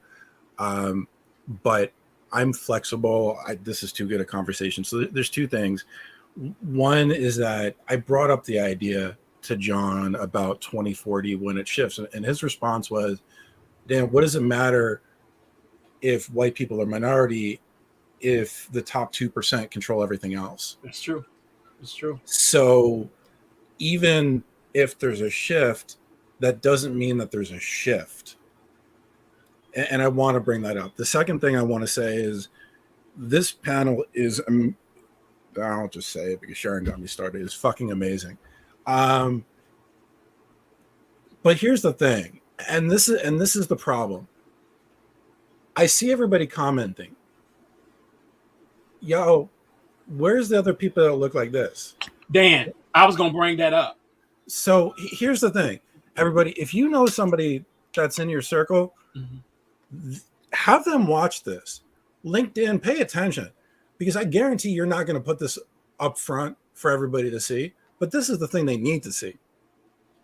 Dan, can I Go, add something? Please. So those that don't know, I've done the racial wealth gap 3 times on Clubhouse. 2 of those times, Dan was a co-moderator. I personally asked Dan to come, and I said, Dan, I want you to be a part of this. And Dan asked me a profound question, and what he just said. He said, Troy, why are there more people that look like me not here? They should be here. And I said, Dan, I agree. And as Sharon said, Leah said, it's all about the construct.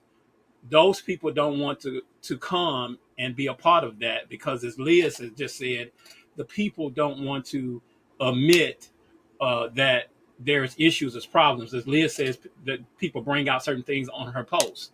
Think about this. Just the whole system, the financial system, the educational system, the criminal justice system. Think about this. Since 1989, 47% of the people that have been exonerated, that is, they were innocent, they were proven guilty, they were exonerated. 47% has been black. We only make 13% of the population. Now they say, well, you do the crime. We're talking about people that were exonerated. 47% of the people that were exonerated, 13% of them was black. Of that, 50% was for police misconduct. And they just said, just comply. The whole system is designed, it's not constructed. True story. A few years ago, my son and I are traveling to Louisiana from Florida. I'm on the interstate traveling. It's about 1 o'clock in the morning. I'm going to Lafayette, Louisiana. I'm about halfway between Lafayette and New Orleans. Me and my son get pulled over. So we get pulled over. The cop said that I didn't use a turn signal. I don't even remember that because about 15 minutes, there was nothing, no cars behind us or before us. So he pulls me over. So he says, he asked me for my ID and my registration. I give him. He's asked me where I'm going. I said, I'm going to Lafayette. I'm a minister. So I told him I'm going to a pastor friend of mine. I'm going to minister there. So he asked me, why is my driver's license different from my plate on the car? I said, it's a rental. You have the paperwork. He asked me that twice. He has the paperwork. Then he gets out and said he wants to search my car. First he asked me out. Then he wants to search my car. We go to the back. He wants me to open the trunk. My son and I, so he has a clipboard that says, in the state of Louisiana, you can refuse a search. Yes, I want to refuse. I'm trying to get to my destination. I don't want to go through a search. So he said, because of that, then we need to call the dogs to search the car. And so I'm asking the cop, like 3 times. I'm saying, sir, what is it that causing you, that make you suspect that I'm a drug dealer? I'm traveling with drugs. And my son was about 16 to 17. They separated us. My son said they kept asking him when they separated us, are you sure this your dad? Are you sure this your dad? Are you sure this your dad? 3 times asking him that. And so I'm asking the cop 3 times, what was it? Was it my dress? Was it the car I'm driving? I wanted to know because I didn't want to get being a suspect of drug. I was about 47 at the time, somewhere around in there. I've never been arrested. Never. I worked. Me and my wife will be married 30 years in September. No issue. So what was it that caused you to believe that I'm running drugs on that? And I'm gonna close with this. Former Attorney General Bill Barr says it's a phenomenon that African Americans are met with suspicion and not given the benefit of the doubt, and we still experience that.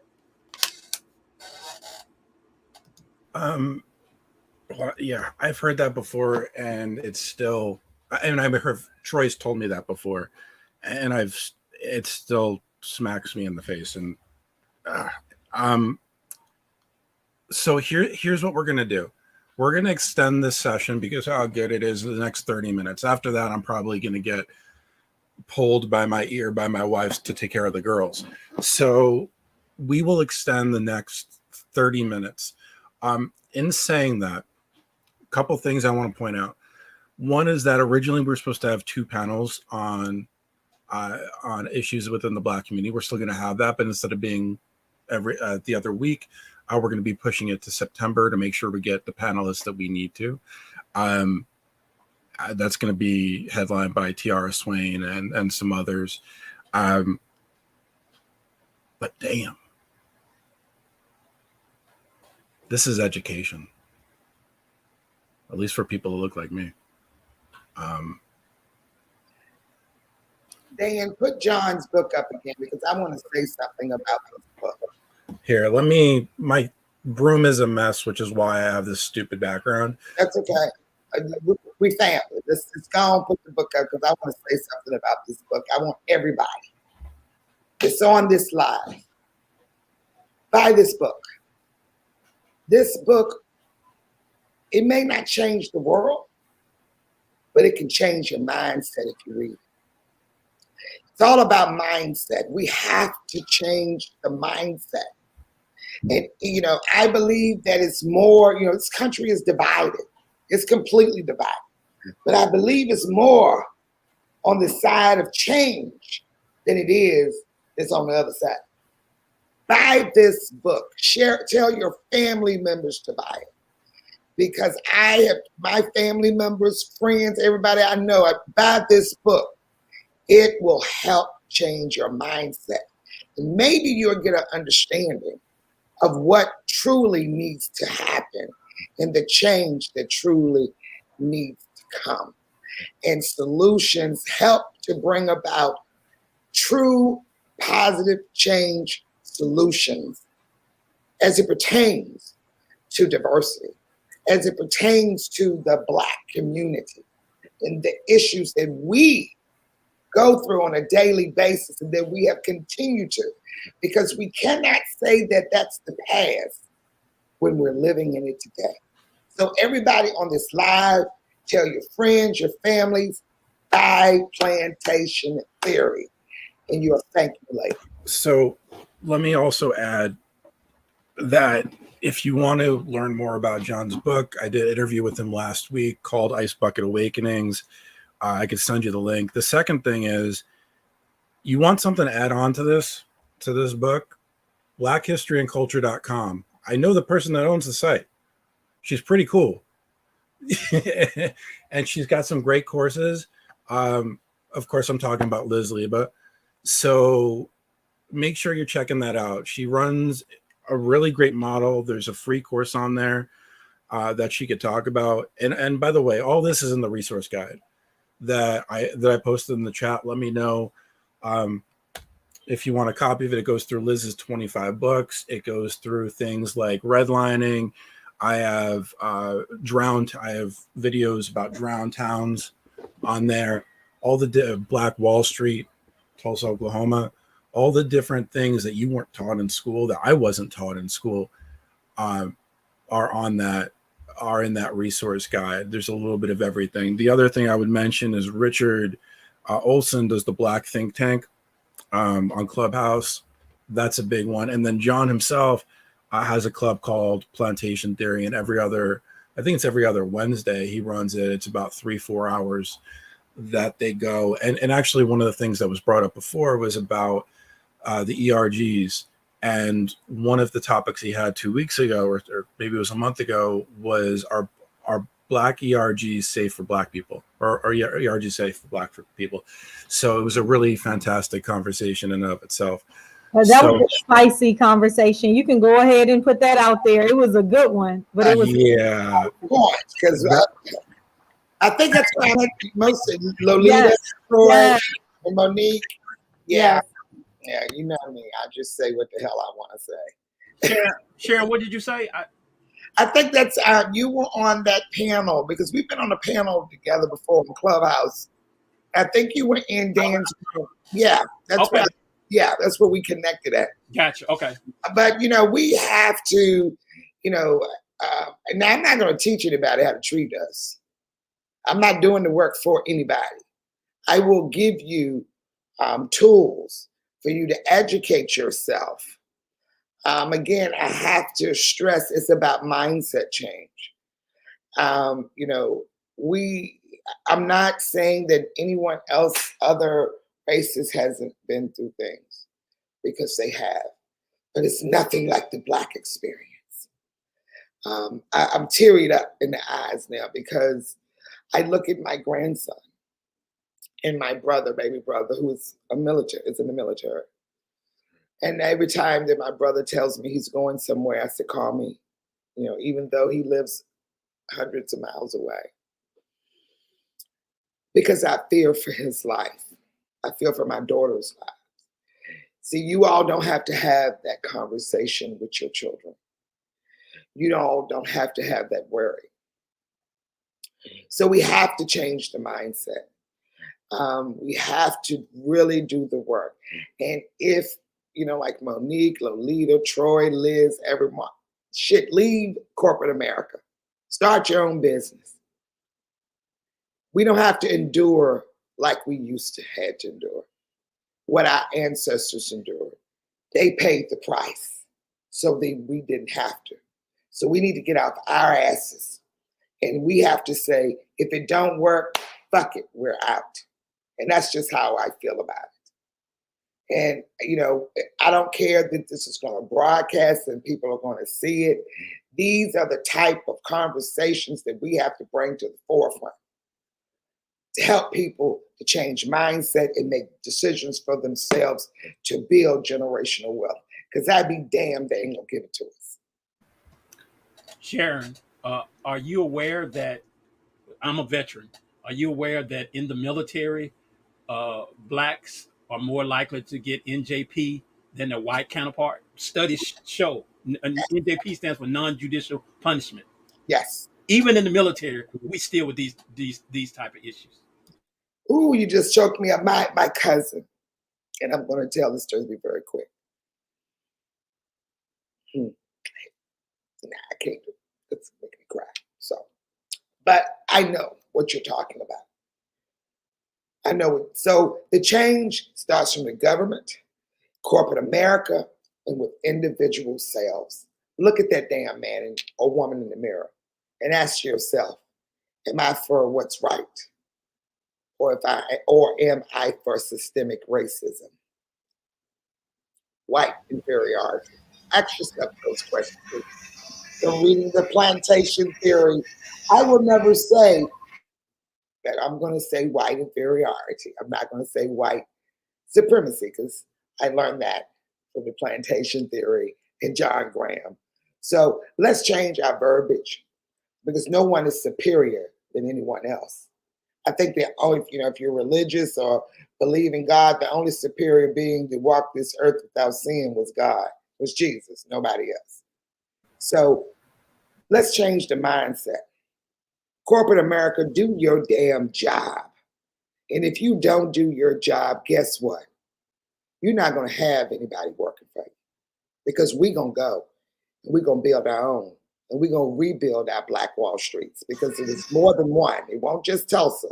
It wasn't just Greenwood. If you know your history, we had them all 50 states where Black communities were thriving better than white communities. And they came in and destroyed them. So if we did it once, we can do it again. We can do it again, but we must not do it together. Well, let's shine a light on this, because let's drop some truth bombs for a second. If we look at history, most of the major inventions that have got us to where we are, jazz, African American in roots, foundation for every kind of music there is. If we look at science, almost every major invention, George Washington Carver, 300 inventions that resulted from peanuts. If we look at most major things, it all is derivative of Black community. This is a lot truth. of that is reframing the way that we teach history and culture. And Black history is just something that typically has not been taught. Lolita alluded to this, because being an immigrant, sometimes somebody posted on one of my posts about the idea that sometimes people say, well, I wasn't taught this in school, or I don't really understand, or I wasn't exposed to Black history other than during Black History Month. For me, I was Black, but I didn't know anything about the Black experience because I was actually born in London. And I said, you know what? I don't understand why people are teasing me. It's like I look like them, but I don't understand how they're talking. I don't understand their experience. Let me delve into some Alice Walker and Maya Angelou. I need to understand what Black girls, I read The Bluest Eye. Like, why are they feeling this kind of way? Because I've been in a society where it's totally different. And I wasn't taught anything about Blackness. I was born in London, where it's like everyone's the same, quote unquote. It's a city of immigrants, Africans, people from India, Pakistan, so Caribbean. So there is this sense of there isn't the Black experience of people that built this country on their backs. Black people built the foundation of this country. Wall Street is a derivative of people, basically bodies being traded. Sometimes when people talk about Black people, y'all always playing the race card, or y'all always blaming, or y'all always want to talk about slavery. Why not? Black bodies built the foundation of this country. To double down on what Dan said, it's not even just the inventions. There's blood in this soil, because this country was literally built from the blood, sweat, and tears of Black folk. Anything that you look at, whether it's the White House, the Capitol building, anything from government throughout, if you look at those rolls and you see Bessie May worth $1,000, that's not a cow, that's a woman. And those women had to breed like animals. Send your husband outside, because Jeffrey from the other plantation, he coming in here right now, and I'm gonna watch while you guys procreate, because you have to have 15 children. And if I come down here tomorrow, I'm gonna have one with you and I'm gonna sell it, because that ain't my child. That's just a product. And the woman was in the house turning her head. That's why sometimes when white women want to get involved, I'm like, you gotta put your work in to get involved here, because white women are the ones who were the daughters of the Confederacy, and all these Confederate monuments, they know monuments of Hitler in Germany, but all these Confederate monuments we complain, why y'all complain about Confederate monuments? That doesn't mean anything. It does. Language means stuff. Symbolism means stuff. You walking around the Capitol building in the insurrection on January 6th, you carrying a Confederate flag. Why did you do that? Because words and symbols mean something. Our history means something. This is not history from 150 years ago. This is history a million years ago. This is history from 150 years ago. When we talk about Black men were sodomized, then we talk about emasculation of Black men, and oh, y'all men don't stay with y'all. Y'all just have babies and y'all men leave. Who started that? Because y'all the ones that targeted the Black family. Actually, Black family during slavery, they tried to stay together as much as they could. That's why they was jumping the broom and doing everything they could to stay together as a Black family. But y'all established welfare. You can't get welfare, right? Joy, we know about it because we come from families. I know my family was getting government cheese. There better not be no man in the house because you're not going to qualify for that welfare. All these things that were structurally put into place for our Black families not to thrive. Can't get the GI Bill. You can't get no FHA loan. What Black women, we talking about leave corporate America and go ahead and get you a business, but Black women businesses get 2%, and Black-owned women businesses for small businesses get less than 0.006%. I had to look at the number again. I said, that's got to be a misprint. No. Black women get less than 1% of venture capital funding when we're talking about starting businesses. We can't scale. We cannot get the funding. We cannot get the credit. Even if we have the same exact credit and everything is the same as a white woman trying to start a business, we still won't get the funding. Don't tell me you don't see color. You do see colors. It's the first thing you see when I walk in the room. That is a damn lie. That's like you saying you don't see I'm a woman. You didn't say I have breasts. You don't see I have full lips. You don't see that I have long hair. You're going to tell me you don't see that I'm a woman, but you see it. You don't see color. How can you not see color? You see my womanhood, but you don't see color. You're just lying. So when we have all these things that we have to navigate and negotiate, and the history is not being taught because people didn't know about Drowntown. People didn't know about redlining. People didn't know that Black folk didn't qualify for GI Bill. People don't know any of this stuff. And now we're seeing across the country a fight to take CRT out of our schools, a fight to not teach about Black history because we don't want to make white children feel guilty. But you are okay with our children feeling like they're less than.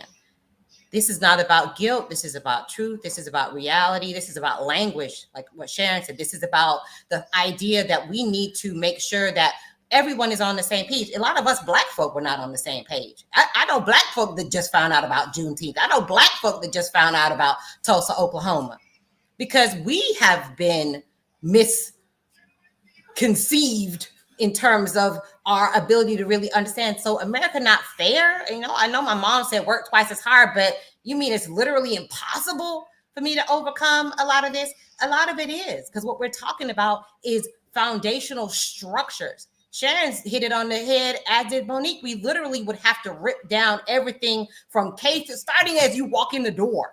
Literally, it starts in the hospital when you have your child, because maternal mortality rates for Black women and infant mortality rates for Black children are 3 times and 2.5 times as high.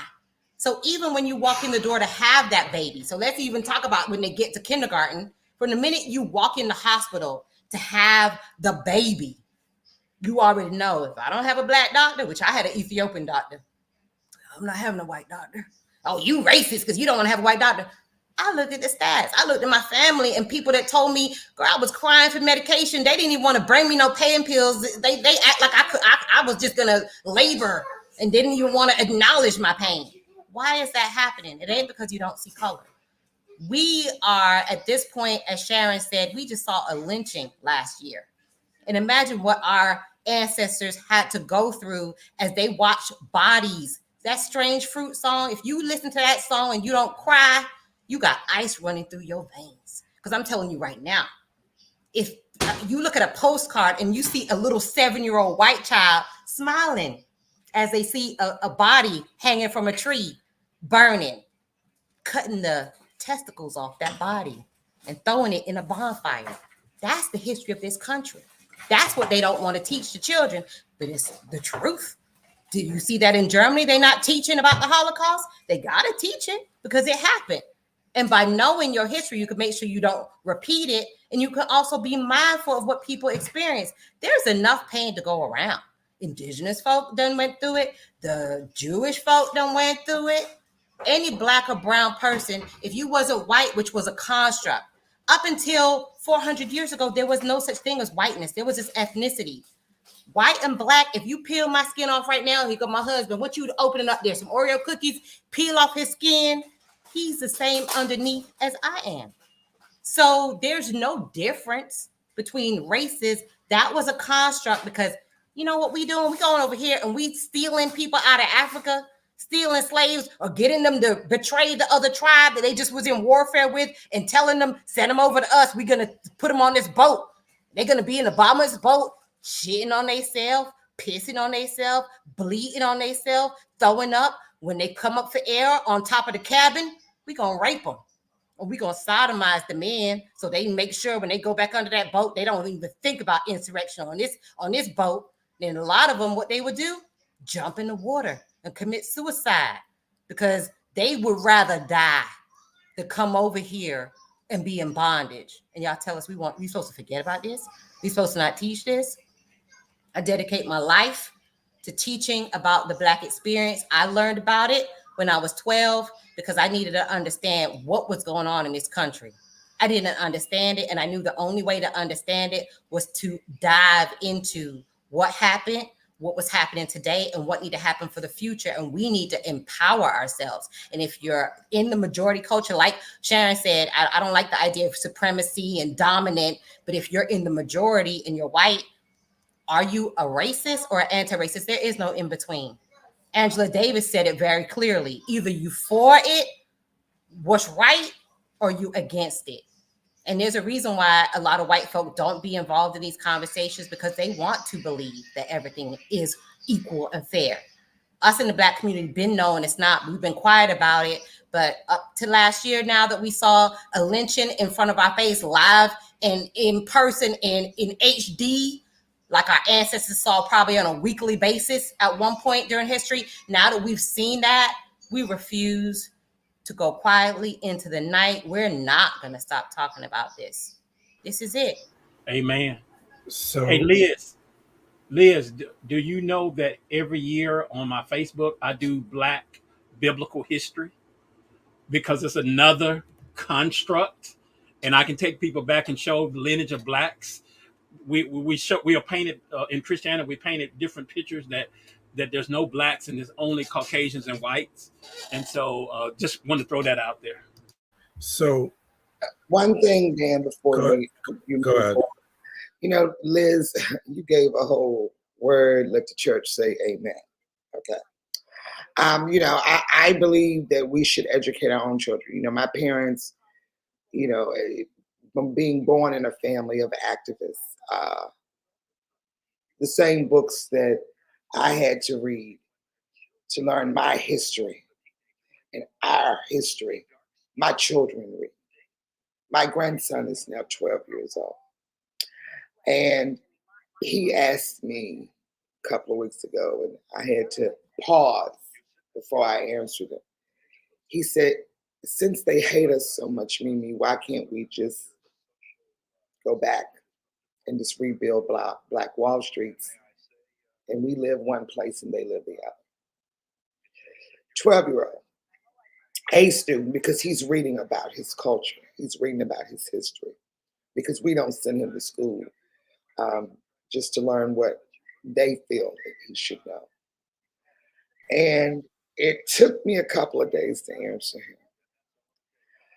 But the point of him asking the question at 12 years old disturbed my spirit. Listen, people, when you say you don't see color, you are upholding racism.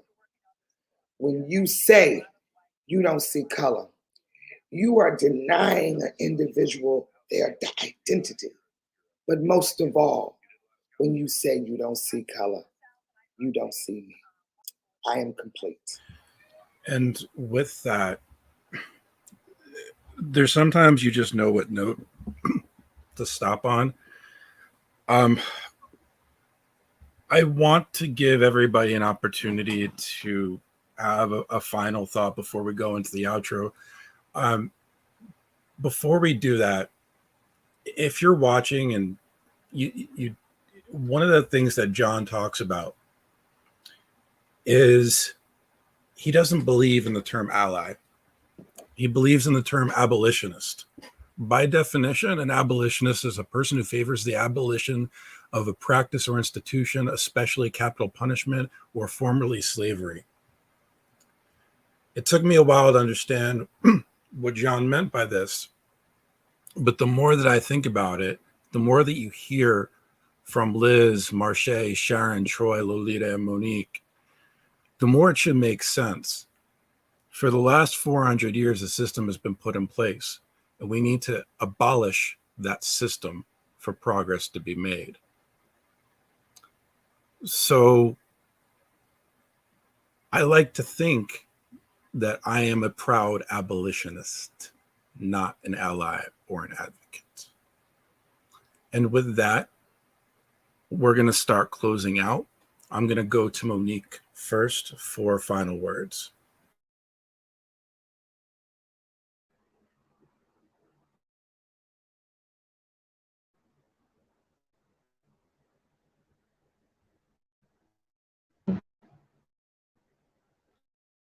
What is going on with your mic? It keeps on going on and off. You're on mute right now. Yeah, there we go. Sorry, guys. I guess my final word is you can choose yourself. You can choose to, decide to bank on yourself and create exit strategies and help to create the next Black Wall Street. You can choose to homeschool your children to ensure that they're not getting educated by a racist system. You can choose to network with other people like yourself and try to establish new policies in your company. But these are all choices. We have to wake up every day intentionally walking in our purpose. And we have to choose to make these decisions. It's no more just us having these conversations amongst each other. We have to just start having these conversations in all spaces. And we need to choose to do those things. And I would say that's my final word. Thank you so much. Lolita, over to you.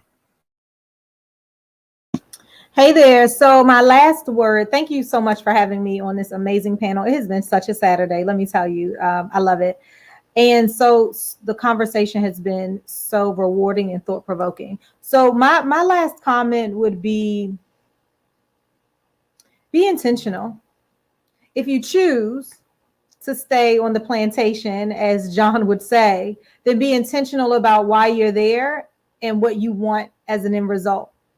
If you choose to leap into freedom, as John says, then do that as well. But know the statistics that are out here stacked against you so that you can move intentionally, deliberately. I want you to start talking to people inside of your organization if they have tools to help you on your way.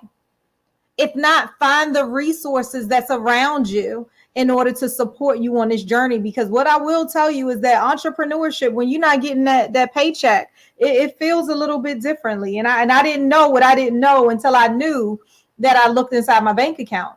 And there is this comfortability with it. So that's, intention is what I leave everybody with today. Thank you so much, Lolita. Troy, over to you.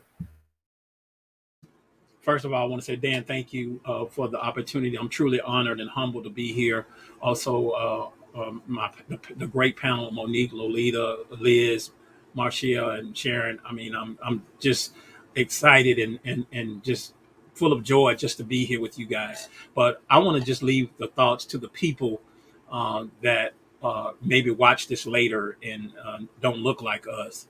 And what I would say is, don't come with any preconceived ideas or any judgment. Go and start researching. Get books and start researching, and really, really see and talk to some African Americans and go to them and just say, "Hey, can you tell me about your experiences? I really want to listen and really listen. Don't pass judgment. Don't try to try to make like trivialize or minimize it. Really listen, and then you can understand. Maybe you can understand some of the things that we're discussing here. That's all I got. Thank you. Thank you so much. Liz, I don't know if you have anything to add after that bomb you dropped before.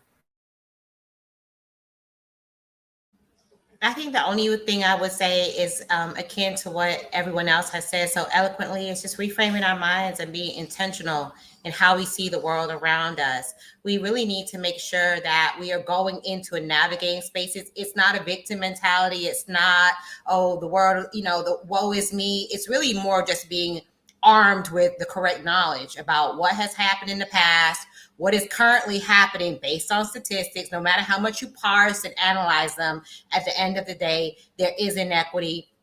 And then moving forward with some intentional plan, whether that means staying on the plantation and navigating it with the proper tools and being intentional about how you do that, or if you go into other avenues, making sure that you have the proper preparation. So I just advise people to just really be informed about the decisions that they're making, and also be informed about how you teach and guide your children. Because at the end of the day, we're not going to be here, and the next generation is coming along behind us. So how are we preparing them so that they can navigate these spaces? Because they're the future leaders. They're the ones that are going to take our country, hopefully, in the right direction. So being very intentional as someone that's in the education space, I think that would be my final thought. Thank you so much, Liz. Marche, I know you were a last minute addition, but you've been absolutely right to have here. What's your final thought? Yes, I just want to share. I want to piggyback on something that Troy said about talking to people. I just want to caution people out there who are looking for answers or a recipe to become an anti-racist. Read 5 books, watch 2 films, and memorize all these DEI terms, and then magically you'll be an anti-racist. It doesn't work that way. You have to be responsible for your own learning, and the learning is lifelong. So there is no magic pill. There is no magic course, but there are people who do great work in this area. Pay them what they're worth, take advantage of the learning that they are offering, and don't expect your Black and brown coworkers and others who are not paid for this work, and this is not their gifting, to teach you everything you need to know. There are plenty of resources out there. Take advantage of the resources that are being offered by the people that look like us, that are about us, so that you can continue not only to learn for yourself, but to teach it to your children and others you care for. Thank you so much for having me today. Thank you. Man, I heard future again right there. Sorry, I keep bringing future up. She would always say that the most valuable thing in her life is time. So if you're spending the time getting her to teach you, that's the time that's taken away from something else that she could be doing. So there's no surprise. Sharon, you are blunt, you are provoking, you are amazing. I'm honored to have you. Final word is yours.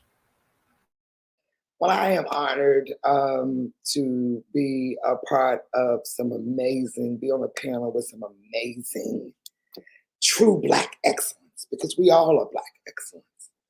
And we have been showcased today, missing John, but he's in the damn audience sending messages. So I want to end with what he just posted, because my previous statement was really my final remark.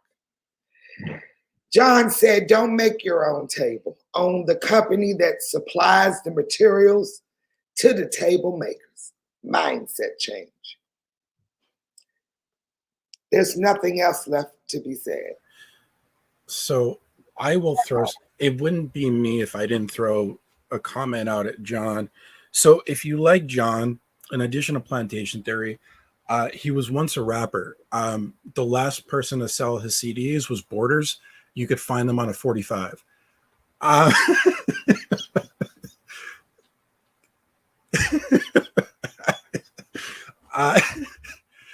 For those of you old enough to know what Borders is, you're going to get that joke.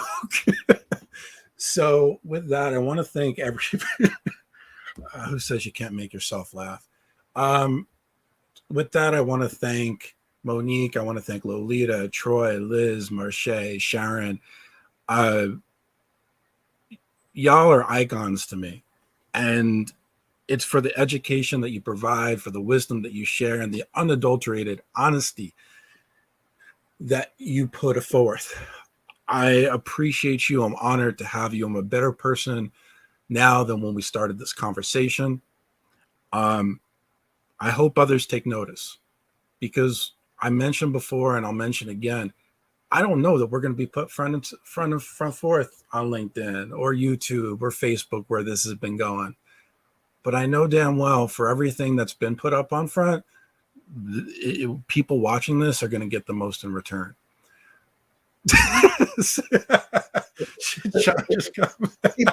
And one last thing I want to say before you finish your comment. Liz, know I say this. I'd be damned if I don't see the change in my lifetime, because I'm going to fight to the death of me. My kids, my grandchildren, your kids and grandchildren won't go through this shit. I will die for it. And I mean that.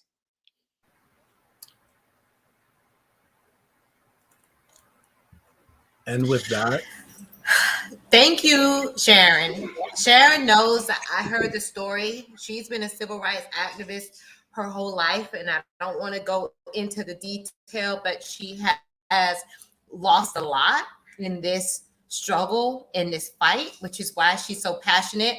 And I do remember saying, this is not for us, it's for our children, and being on Clubhouse months ago, and her saying, this is not for our children, Liz, this is for us. I'll be damned. And I agree with you, Sharon. And I just want to let you know that I admire you so much. And I am just happy to have been on this panel with you, and blessed to have been on the panel today with everybody, because the ancestors are smiling down today, because the gems and the jewels and the wisdom that was dropped, it's powerful, y'all. The blood of warriors is pulsing through these veins, the veins of all of us. And we are so strong. We are conquerors. We are blessed. Thank you, Sharon. Thank you, Lolita. Thank you, Marsha. Thank you, Monique. Thank you, Troy. And thank you, Dan, for holding space for us. You know, the last thing I'm going to say is that I made a lot of mistakes at the start of my journey. I love that we were able to do this, though.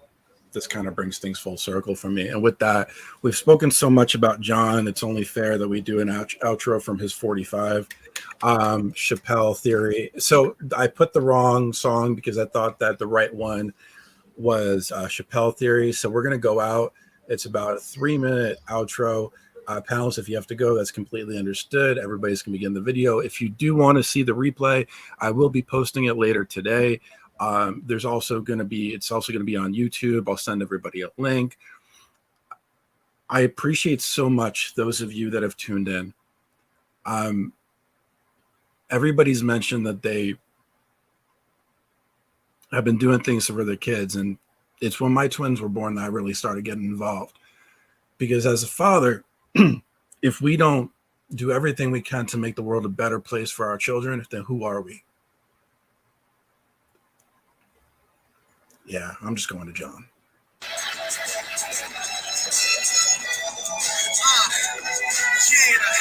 I wake up early in the morning, break it down and roll it over, check my phone and get this scrolling just to see what people posting. Meditation, now I'm zoning in a place within my home, knowing for a moment that I've done enough to make atonement. Moving through a period of growth as you're hearing it. A light-skinned African-American experiment, living out my life, just a brother with a wife and a baby in the coast, sleeping, learning from experience, enlightened, married to the message, no hyphen, college grad, no stipend, intuition paid in full, student loans are like teeth in my checks fighting. This life in the shoes of a breadwinner, corporate America fed dinners. The good life will give you a belly, it's getting kind of hard to get thinner. Making money isn't hard, that's why it's called legal tender. Saving is the challenge in a world of spenders. The honeymoon's what's happening in Hollywood? That a guy that's tough will be on the street waving a gun, screaming, they are trying to kill him. What's going on? Why is Dave Chappelle going after him? What is happening in Hollywood? Nobody knows that. maybe the environment is a little safe. I guess my cool J isn't tired enough. Or could it be that my future isn't odd enough? Is it because I think your music is innocuous? Or because I don't accept what they offer us? Deception is obvious and popular opinion makes decisions for the youth. They would rather be entertained instead of listening to truth. While marketing psychology manipulate your elements, selling you an irrelevant product of unintelligence. Tell me to dumb it down, I tell you to smarten up. The revolution is now, the ending will start with us. The signal we're sending out encourages waking up. Executives look around, it's harder to make a buck.